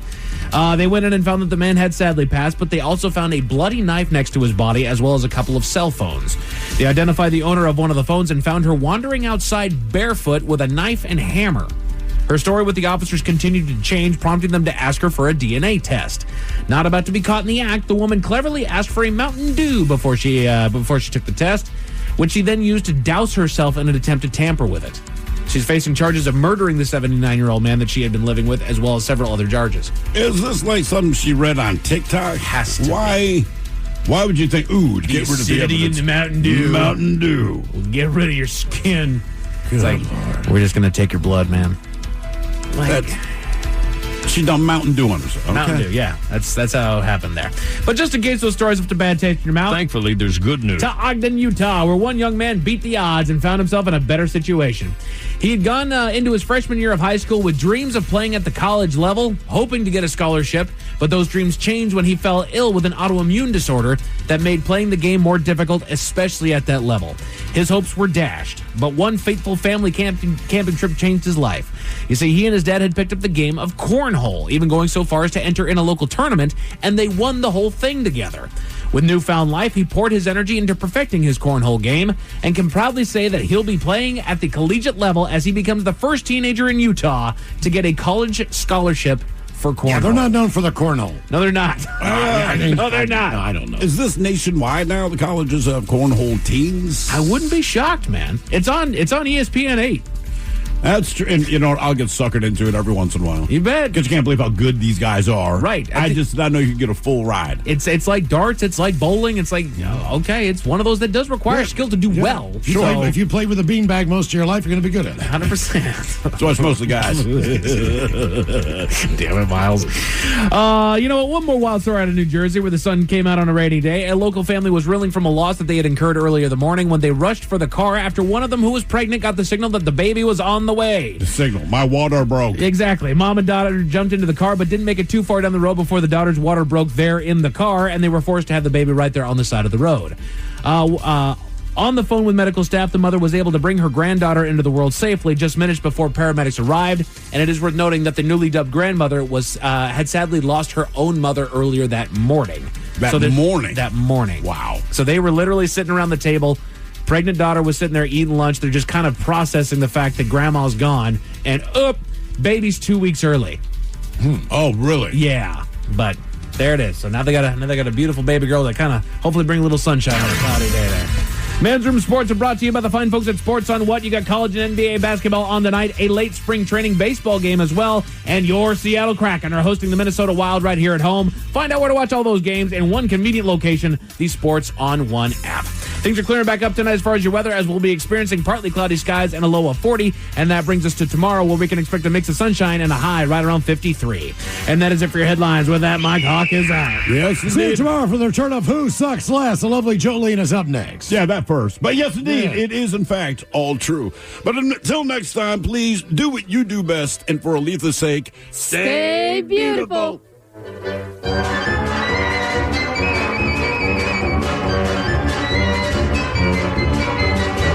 The Men's Room has been taped before a live studio audience. Wardrobe and makeup provided by Mantastic Limited. This has been a presentation of the Men's Room Radio Network. Oh, man! A Double Flush production. Mom, I need to lay low for a few days. Lay low? What's going on? I only paid for this Hyundai Tucson. Christopher Allen Lynch. Deal's so right, it almost feels wrong. Get the car or SUV you want at the Hyundai Getaway Sales Event. Get 0.99% APR for 60 months or $7,500 EV bonus on the Hyundai Ioniq 5. Visit your local Hyundai dealer today. Offers end March 31st. Call 562-314-4603 for details. You don't just live in your home. You live in your neighborhood as well. So when you're shopping for a home, you want to know as much about the area around it as possible. Luckily, Homes.com has got you covered. Each listing features a comprehensive neighborhood guide from local experts. Everything you'd ever want to know about a neighborhood, including the number of homes for sale, transportation, local amenities, cultural attractions, unique qualities, and even things like median lot size and a noise score. Homes.com. We've done your homework. Is your team at work feeling a little disconnected? Maybe the workflow's not flowing? Try Confluence by Atlassian. Confluence is the connected workspace where teams can create, organize, and deliver work like never before. In Confluence, teams can whiteboard their vision for any project, easily create or access the relevant pages and resources they need, and discover important context they might not even know they need. Plus, AI helps teams jumpstart brainstorms, organize information, and connect workflows, so teams can move efficiently and create alignment with ease. In fact, with Confluence, teams can see 5.2% average boost in productivity in 1 year. So if your team lacks confidence, try Confluence, the connected workspace where teams can do it all. Set knowledge free with Confluence. Learn more at Atlassian.com/Confluence. That's ATLASSIAN.com/CONFLUENCE. What's up? It's your boy, the Ted Smith. You know what's sneaky? A bunch of big corporations buying up local companies you know and love, gutting them, and keeping the name. But you know who's not a sellout? Pinky's Plumbing. That's right. Pinky's Plumbing's values start with their work ethic, honesty, how they treat their employees, and how they care for their customers. Bigger isn't always better, and that's a fact. You should know you're working with a locally owned company that truly values where they live and work. Pinky's Plumbing. Pinky'sPlumbing.com.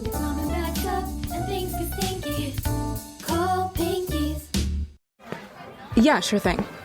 Hey, you sold that car yet? Yeah, sold it to Carvana. Oh, I thought you were selling to that guy. The guy who wanted to pay me in foreign currency, no interest, over 36 months? Yeah, no. Carvana gave me an offer in minutes, picked it up, and paid me on the spot. It was so convenient. Just like that. Yeah? No hassle. None. That is super convenient. Sell your car to Carvana and swap hassle for convenience. Pickup fees may apply.